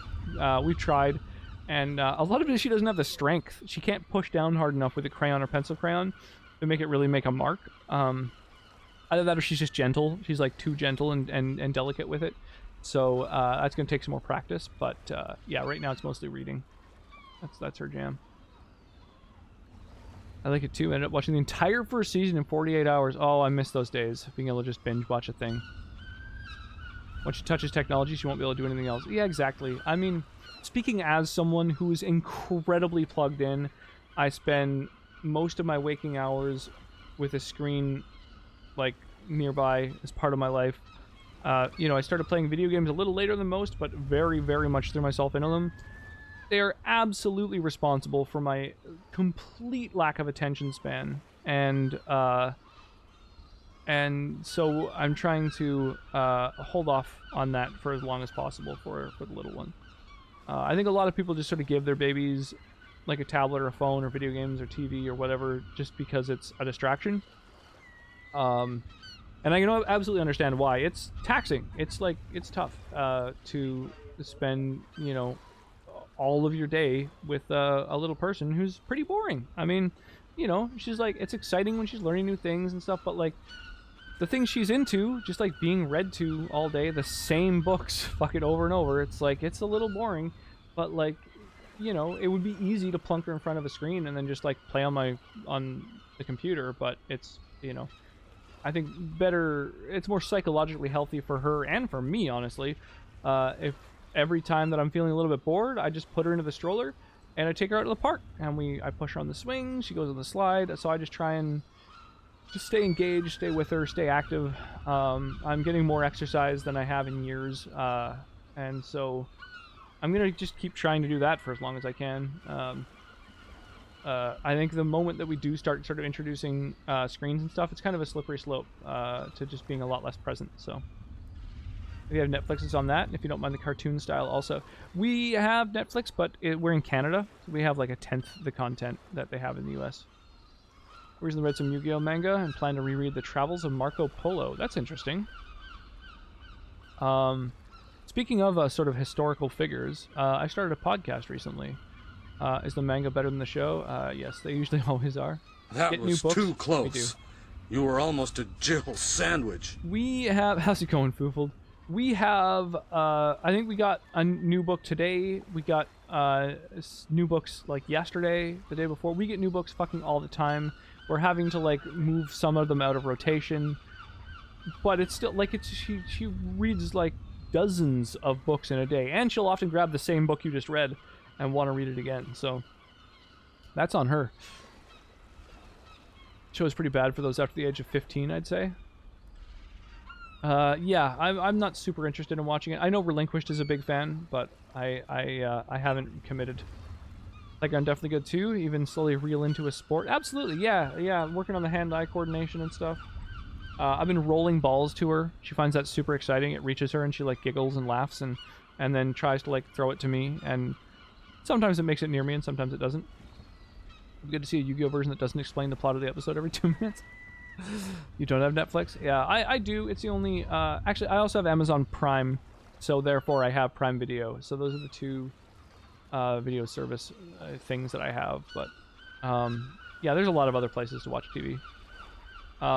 Yeah, speaking of, you mentioned Marco Polo. It's not directly related to Marco Polo himself, but I started a new podcast recently. A friend of mine recommended to me. And it's called Behind the Bastards. And I would strongly recommend it. It's basically a deep dive on historical figures. But instead of, like, most podcasts that have to do with historical figures talk about, you know, their wartime strategies and their...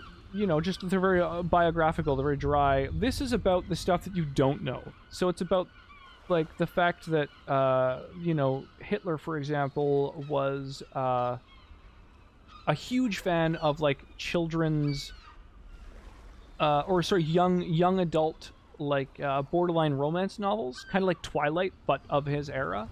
And he was such a big fan of them that some of his strategies during the war were actually stolen from that, like, fiction. And just weird things like, I just listened to the one about Osama bin Laden, and they went into all of the information that was on the hard drives. He lived in a cave for 5 years with no internet access, and so you'd had couriers that went and loaded up flash drives with all kinds of content, and then brought it back to the cave where he'd be able to watch it on, like, a MacBook, basically, that had no internet. And so it went into the kind of porn that he had on his laptop. And just, so it's just like weird facts that no one really talks about these these basically the most awful humans that have ever lived. It's really interesting and funny. The guy who does the podcast was one of the main sort of creators and contributors of the Cracked.com website, which I don't know if anyone used Cracked.com like 8, 9, 10 years ago, but it used to be like really good content, like really, really well written shit.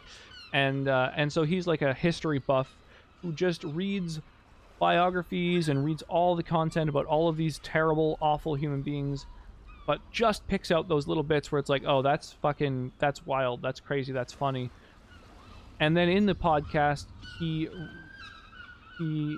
talks about, he relates this information, instead of just being like a single person on the podcast, just talking like a monologue to the listener, he has on someone else, and each episode is like a different guest, and he just relates this info to them, and they chat about it. So it's super, super entertaining. It's yeah, it's funny, it's entertaining. I would definitely recommend it. It's called Behind the Bastards. Yeah, I'm like, I started the first episode, which is about Hitler, and then I've listened to like the first 4, and they're so fucking well done. I don't really see a need or want to watch movies or TV. I like to go outside more and get my hands dirty. I watch stuff mostly at night. Like, I get home and I have a hard time falling asleep, so I'll just put on a YouTube video and I'll just watch something until I finally fall asleep. So I watch probably about an hour and a half of stuff on YouTube every night before I finally get to sleep. Tonight that probably won't be a problem though, because last night I only got about 4 hours of sleep. Give my niece a toy cup and slime and she'll be entertained for literal hours on end. Yeah, that's definitely a thing. Tonight, or today I should say, while we were at the beach, Callista discovered the wonders of a little like sandcastle thing. You like turn it upside down and it's like a square that makes a sandcastle. Basically it looks like what you buy raspberries in, but a little bit smaller. Just a little you know, plastic basket basically. And yeah, she fucking loved that. When she laughs like that, it makes me smile. Definitely can see my brother in her personality. It's so amazing when, yeah, just seeing their personality sort of express itself. So cool. I make my own metal foundry in my backyard for fun. That would be very cool. I tend to be a very heavy sleeper, but I have a whack schedule anyway.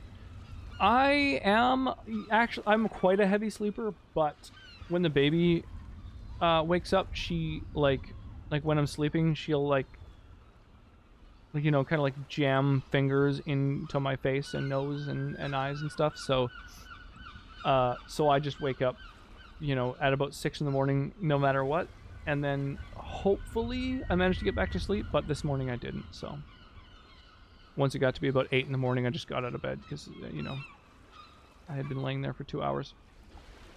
Honestly, it's rare that anybody doesn't feel a need watch entertainment outside of a screen. TV, YouTube, movies, whatever it is. Yeah, it's definitely it's hard to unplug from that, I find, for sure.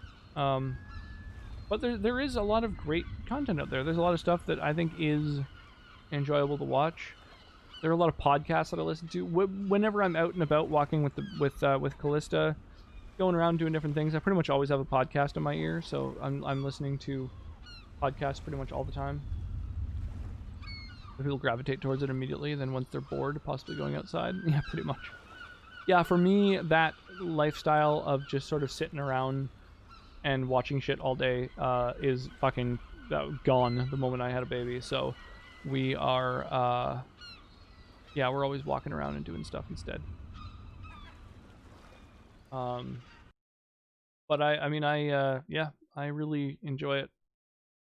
I enjoy getting outside more, walking around more. It just, yeah, it helps me maybe get in a slightly better shape and get more vitamin D and the healthier lifestyle. Unplugging can be hard, but I find that I always enjoy the outside activities more. Yeah, that's the thing.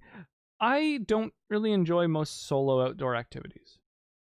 I do kind of enjoy, I enjoy being out there with Callista and sort of seeing the world through her eyes.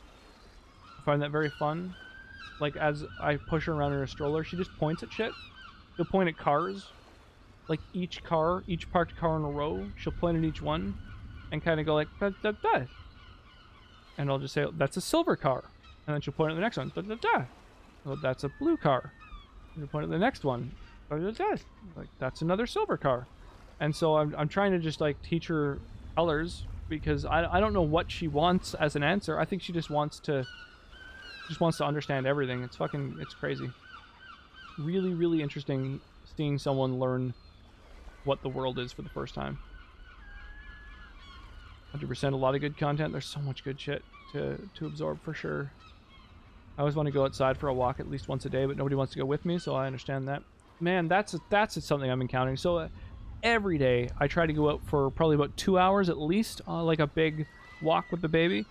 And it's just a slow meandering walk. I'll often let her out of the stroller, as long as it's not a busy road, you know, and let her toddle along at her pace on the sidewalk. And her pace is like, she'll stop and crouch down and point at an ant, and then stand up and take like 3 steps and then turn around and go over and pick up a nice rock and then bring it over and try and hand it to me. So her pace is like, you know, if we wanted to go around an entire block, that would be probably 40 minutes if I just let her go to her pace. So I'm often looking for friends to like just join me for a little stroll, a meandering walk, just so we can like chat and hang out and stuff. And like nobody's into it. I basically, yeah, I don't really know anyone who just wants to have a nice little walk around town, or like meet at the park where I like push Callista on the swing or whatever. No one's ever into it, so it's just me and her pretty much every single day. But I'm always inviting people. I try and message people almost every day, being like, hey, you know, you feel like wandering around? You know, describing what color a car is. Yeah, it's tricky. It's hard to get people out of the house. I can relate to that. I was terrible at that. You know, if people invited me out, I was always like, I'll pass. I'm gonna watch something on YouTube instead. Yeah, I'll come. Let me get a plane ticket right quick. Do it. Go for it. I'm here, man. I would join you, Rox, and bring my dog. Yeah. Oh my God, she loves dogs. Anytime we're walking around and I'm strolling with her, if I see a dog anywhere, I'll see someone walking a dog, I'll go like, doggy, and I'll point, and then she'll like look around, and then she'll look at where I'm pointing, and she'll like try and figure it out, and then when she finds it, she'll be like, and it's Yeah, it's just cute. She like points at them, and as we walk past them, she'll like get up out of her stroller and try and like keep watching it as it passes by. She just loves dogs. She finds them fascinating. So cute seeing her explore. It's wild. You really do see the world from completely different eyes. You know, she'll just point at Ivy crawling up a fence.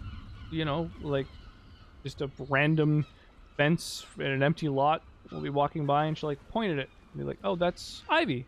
That's a beautiful green plant that also is invasive." That's you know, I'll just kind of try and just say stuff and talk to her, and there's a lot of words she understands, but there's a lot of words she doesn't understand. So it's tricky. It's funky trying to figure out how much to talk to her, how rapidly to talk to her in order to help her absorb the most.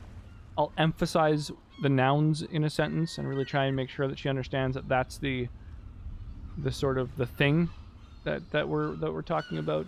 Yeah, I mean, it's all guesswork. Like, who knows how a baby picks up on language, right? Walks really nice. I personally like biking more, especially now that I've upgraded my mountain bike. Yeah, I'm wary of that. There are like seats for children on bikes, but I mean, in our city, like biking, you're like right next to traffic. Like you're in the same. You're both on the road in the same lane. And so most drivers kind of have to choose to give you like a berth, like move into the other lane to like make room for you. And some people are kind of dickbags and don't want to do that. So I'm really wary of cycling with her. So yeah, so we haven't done that yet. My sister even told me she would make me go on a walk every day, but that hasn't happened once. Oh, that sucks. To hold her to it. Insist on it. Remind her of it all the time. I'm wanting to look at a bike slightly. Yeah, I would love to cycle with Cal if I felt like it was a little bit safer to do. But I really don't think it is very safe at all. With the way things kind of currently are set up in our city. Not to mention, like, sometimes you can just fall down on your bike even without outside influence, and that could suck. So expensive though. I was looking into a new one, and the minimum I could find for one that I liked was $7,500. Jesus, that's fucking wild. I can't imagine spending more than like maybe a couple $100 Canadian on a bike. That's a lot of cash for a bicycle. Top tier was 12K. Yeah, that's more than I would ever spend on anything. But I'm also I'm like really against the idea of purchasing like brand new things just generally. Like brand new cars, for example, I think are terrible idea. And yeah, I don't know. I'm just kind of a little opinionated when it comes to brand new stuff. I don't really buy anything brand new. Cars brand new are trash. Worse than that, cars brand new are like a dangerous beta test for a product. Yeah, a massive percentage of new vehicles are recalled, and that's just part of the process. Brand new cars are the stupidest thing to buy. I agree. I feel that way, but I feel that way about a lot of things. There are reasons to buy new cars, something like needing it custom. Does anybody need a car custom? Like maybe I suppose if you had like really specific disabilities, but like yeah, I don't know. I mean, yeah.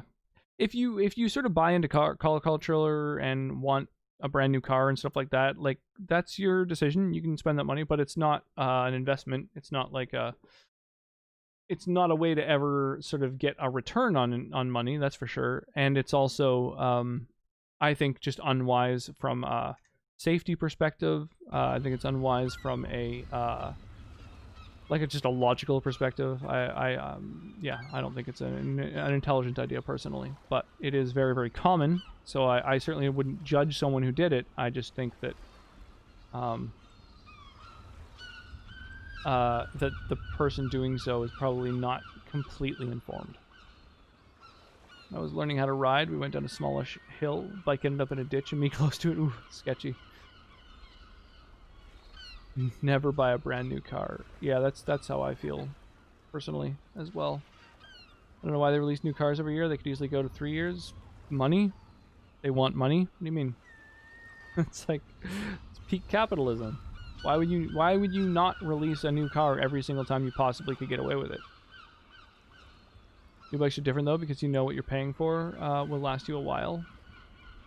Yeah, that's true. But like for example, in my town, we have an organization that's sort of like a bike collective called Recyclistas, and they're people who like are professionals at building bicycles that are like meant to last. They also, if you buy a bike from them, do like free tune-ups, and it's like under warranty, and it's all made from like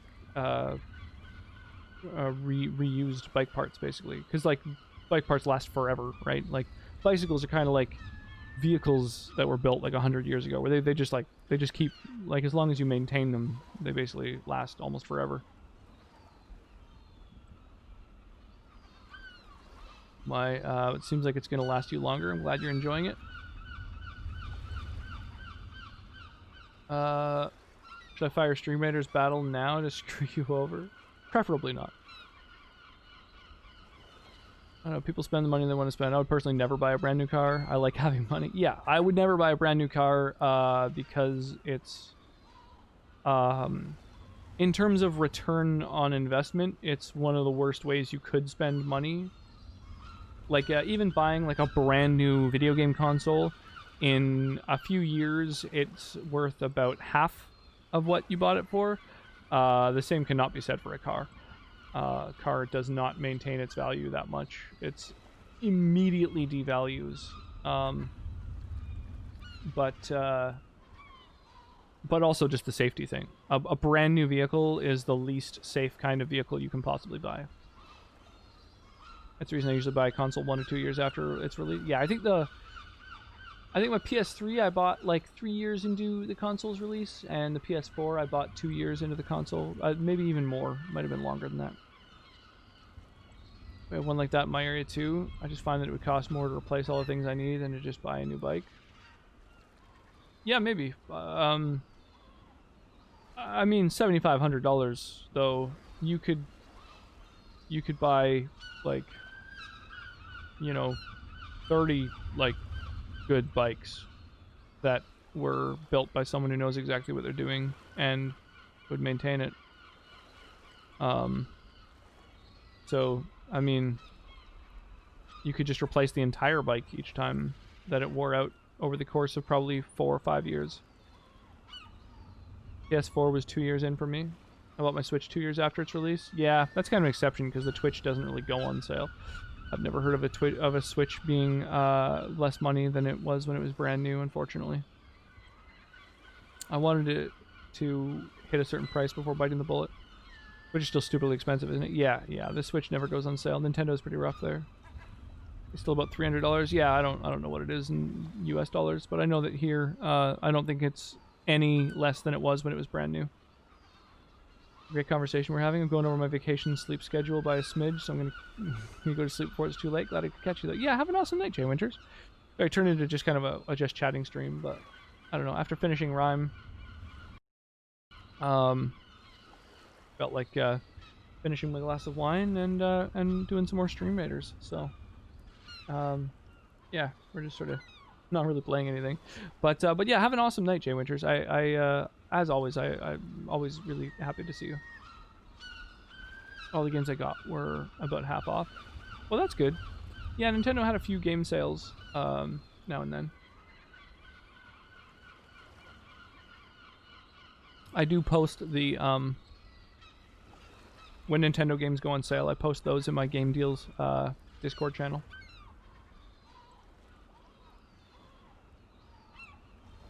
Breath of the Wild for me was $40 USD. Yeah, that's something. Hey, thank you for the host, Jay Winters. I appreciate that. Yeah, buying games on sale is definitely a good way to go. Yeah, it's a good call. But yeah, I mean, if you're considering spending if you're considering spending thousands of dollars on a bicycle, I would definitely recommend maybe looking into like a good quality bicycle for just a couple $100 that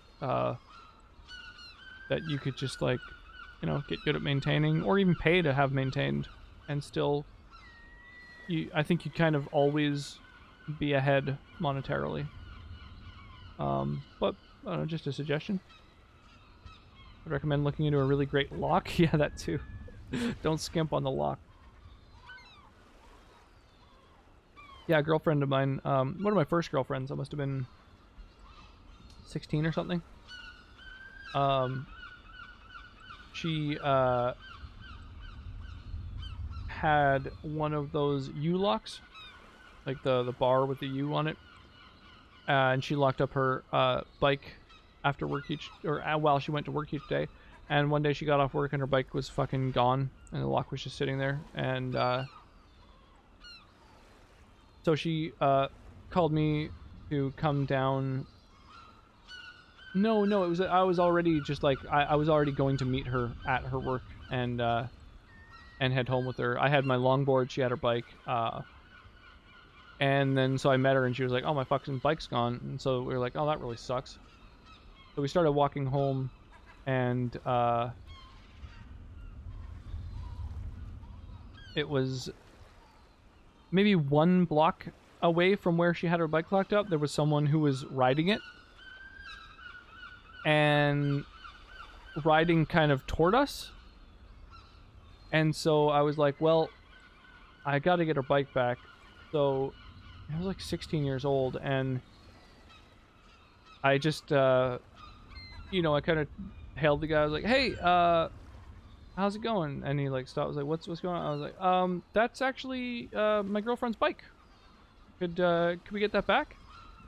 And fortunately, the guy was like, "Oh yeah, sorry, yeah, totally. Some guy just like gave it to me, my bad." And you know, like he was probably the guy who took it, but it was like, you know, some other guy, this or that, and so he like gave it to us, which was nice because I had like the adrenaline was pounding so hard in my head because I was like, oh, I might have to like tackle this guy off the bike, or like this might start a fight. So yeah, I had like, yeah, that's one of the moments in my life that I can think of where my adrenaline was pounding harder than almost ever before.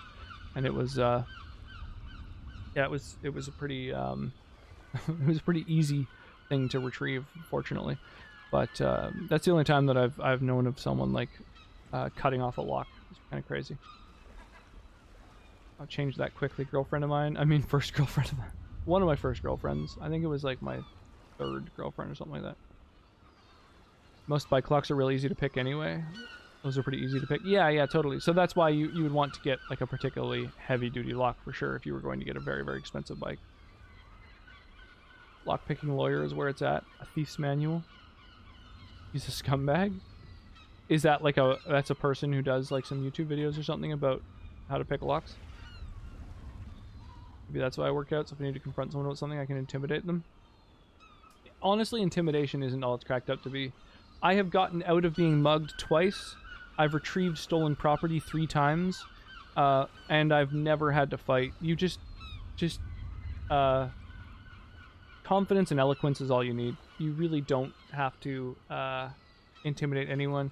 You should never escalate a situation. You should always de-escalate. So yeah, I think it's smart to not go into something with the mentality of like aggressing and intimidating. Important to stand up to people like that, because if they ever get away with it, they'll do it again. Yeah, absolutely. Yeah, the same thing happened. Someone stole my skateboard once, and it was the same thing. I saw someone riding it and just approached them casually, conversationally. I was like, hey, how's it going? And they got off my board, and I was like, dude, that's actually my skateboard. I had it stolen from gym class at school. And I was like, oh shit, sorry dude, and like got off it and handed it to me. And that was the same situation where like my fucking heart was pounding. But yeah, it's just like making eye contact and like speaking confidently to someone as if you're friendly with them, I think is like the most important thing personally. Same with like both times people have tried to mug me. I just talked my way out of it, just chatted with them, and made it so that so it was just wasn't something that they were into doing anymore. For the thief, not lockpicking lawyer. I see. Lockpicking lawyer is a lockpicking YouTube channel. Shows all the locks that can be picked. Fun. I see how it could be used for bad things. Yeah, totally. Well, I mean, it could definitely show you which locks are really, really hard to pick, so that's beneficial. Oh my gosh. Anyways, it's getting a bit late for me. I gotta go to sleep. Have a great rest of your night. Yeah, have an awesome night, Foofle. Negotiate with them and see if you can get them to give you something. Enter their palace, steal their treasure, and change their heart. Call on everyone. Yeah, it's definitely intimidating, like having someone try to mug you or seeing someone with your property knowing that they just stole it from you. Like, those are two very, very intense situations. But I've always found that just speaking to someone the same way you would to like a friend is always the best way out of those situations. I walk around with a sword. No, I'm saying the opposite. Like, I wish a motherfucker would fuck with me. Yeah. There's too many people who do that. There's so many people who do that. I find that there's a lot of people who are just like big testosterone-y douchebags who kind of behave that way all the time. Like the kinds of people who, when you walk past them on the sidewalk, don't leave you enough room and like shoulder check you as they walk by, just to like, as a show of dominance or something, like to someone they don't even know. Like, that's another one that I had happen to me. And yeah, it's just such a, can't stand people like that. Funny story, my buddy was dressed in full Nazi garb for an acting gig and someone tried to get his friend's car. Better than a sword. Well, that's pretty wild. That's something that I'd probably pack with me. Maybe change in the bathroom, you know? I don't think I would walk around in that personally. I wouldn't feel comfortable with that. That's, yeah, that's something else. Oh, I wish the audio would still play when I go to a different tab. That's really annoying. I was just gonna take a quick peek at Twitch and see what's going on.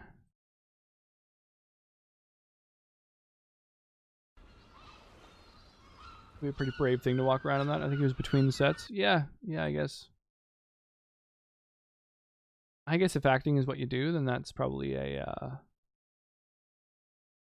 you know, not a big thing. But yeah, that's that definitely takes a certain degree of confidence. Let me think here. What's I'm just considering winding down fairly soon. Probably brave's not the word. Spotify sent me an email they launched in Israel. Now I can't joke about it. Oh, Spotify launched in Israel. I get what you're saying. Why can't you joke about it? Sure you can. He was in a car. Oh, that makes sense. Yeah. That's a little easier. I was just imagining someone like walking around the street, like going to order lunch or something in Nazi regalia. Music for everyone except you, your country, except your country, you nerd. I see. Oh, was that a thing that like they were in like every fucking country but Israel? Yeah, I don't have a VPN. I feel like that's a thing that I should get. I feel like a VPN is a very useful piece of software to have, and it's just not something that I have. Maybe it is something that I should get. Yeah, recommended. What do you use as your VPN?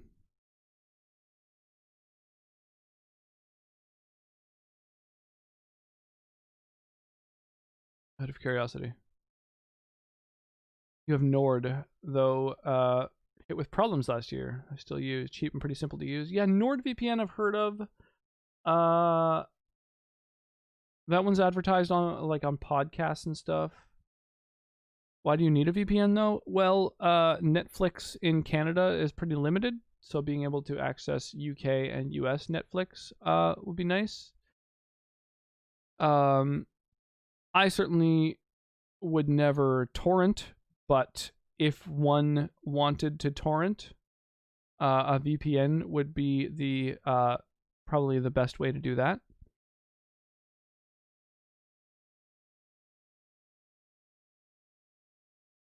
Never use a free VPN.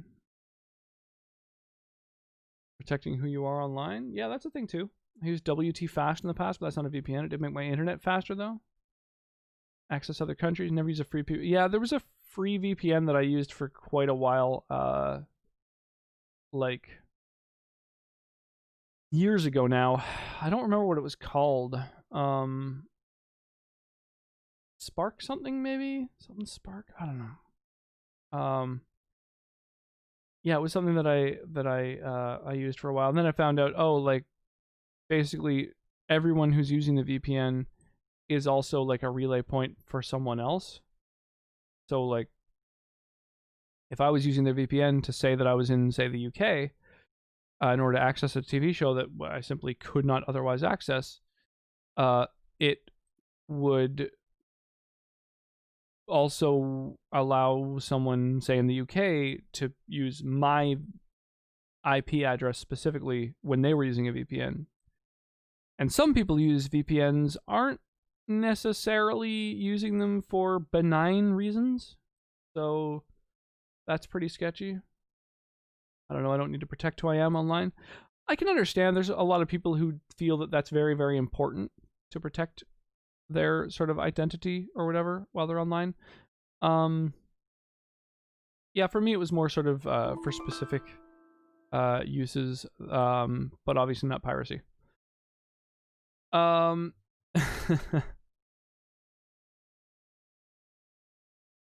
Nord doesn't work like that. That would be dangerous, obviously. Yeah, exactly. The government and everyone know they don't give a shit. Yeah, I guess so. I mean, it's also like, yeah, I think there's a lot of people who feel that privacy as a concept is a very important thing, which I can also understand. Tor works like that, though. Oh, that's good to know. Yeah, Tor is the other one that I know of, but only with users that volunteer to do. Oh, so it's an opt-in thing, or perhaps an opt-out, but either way, kind of a thing that you have to. The Old Republic, no, Tor. Tor is a VPN.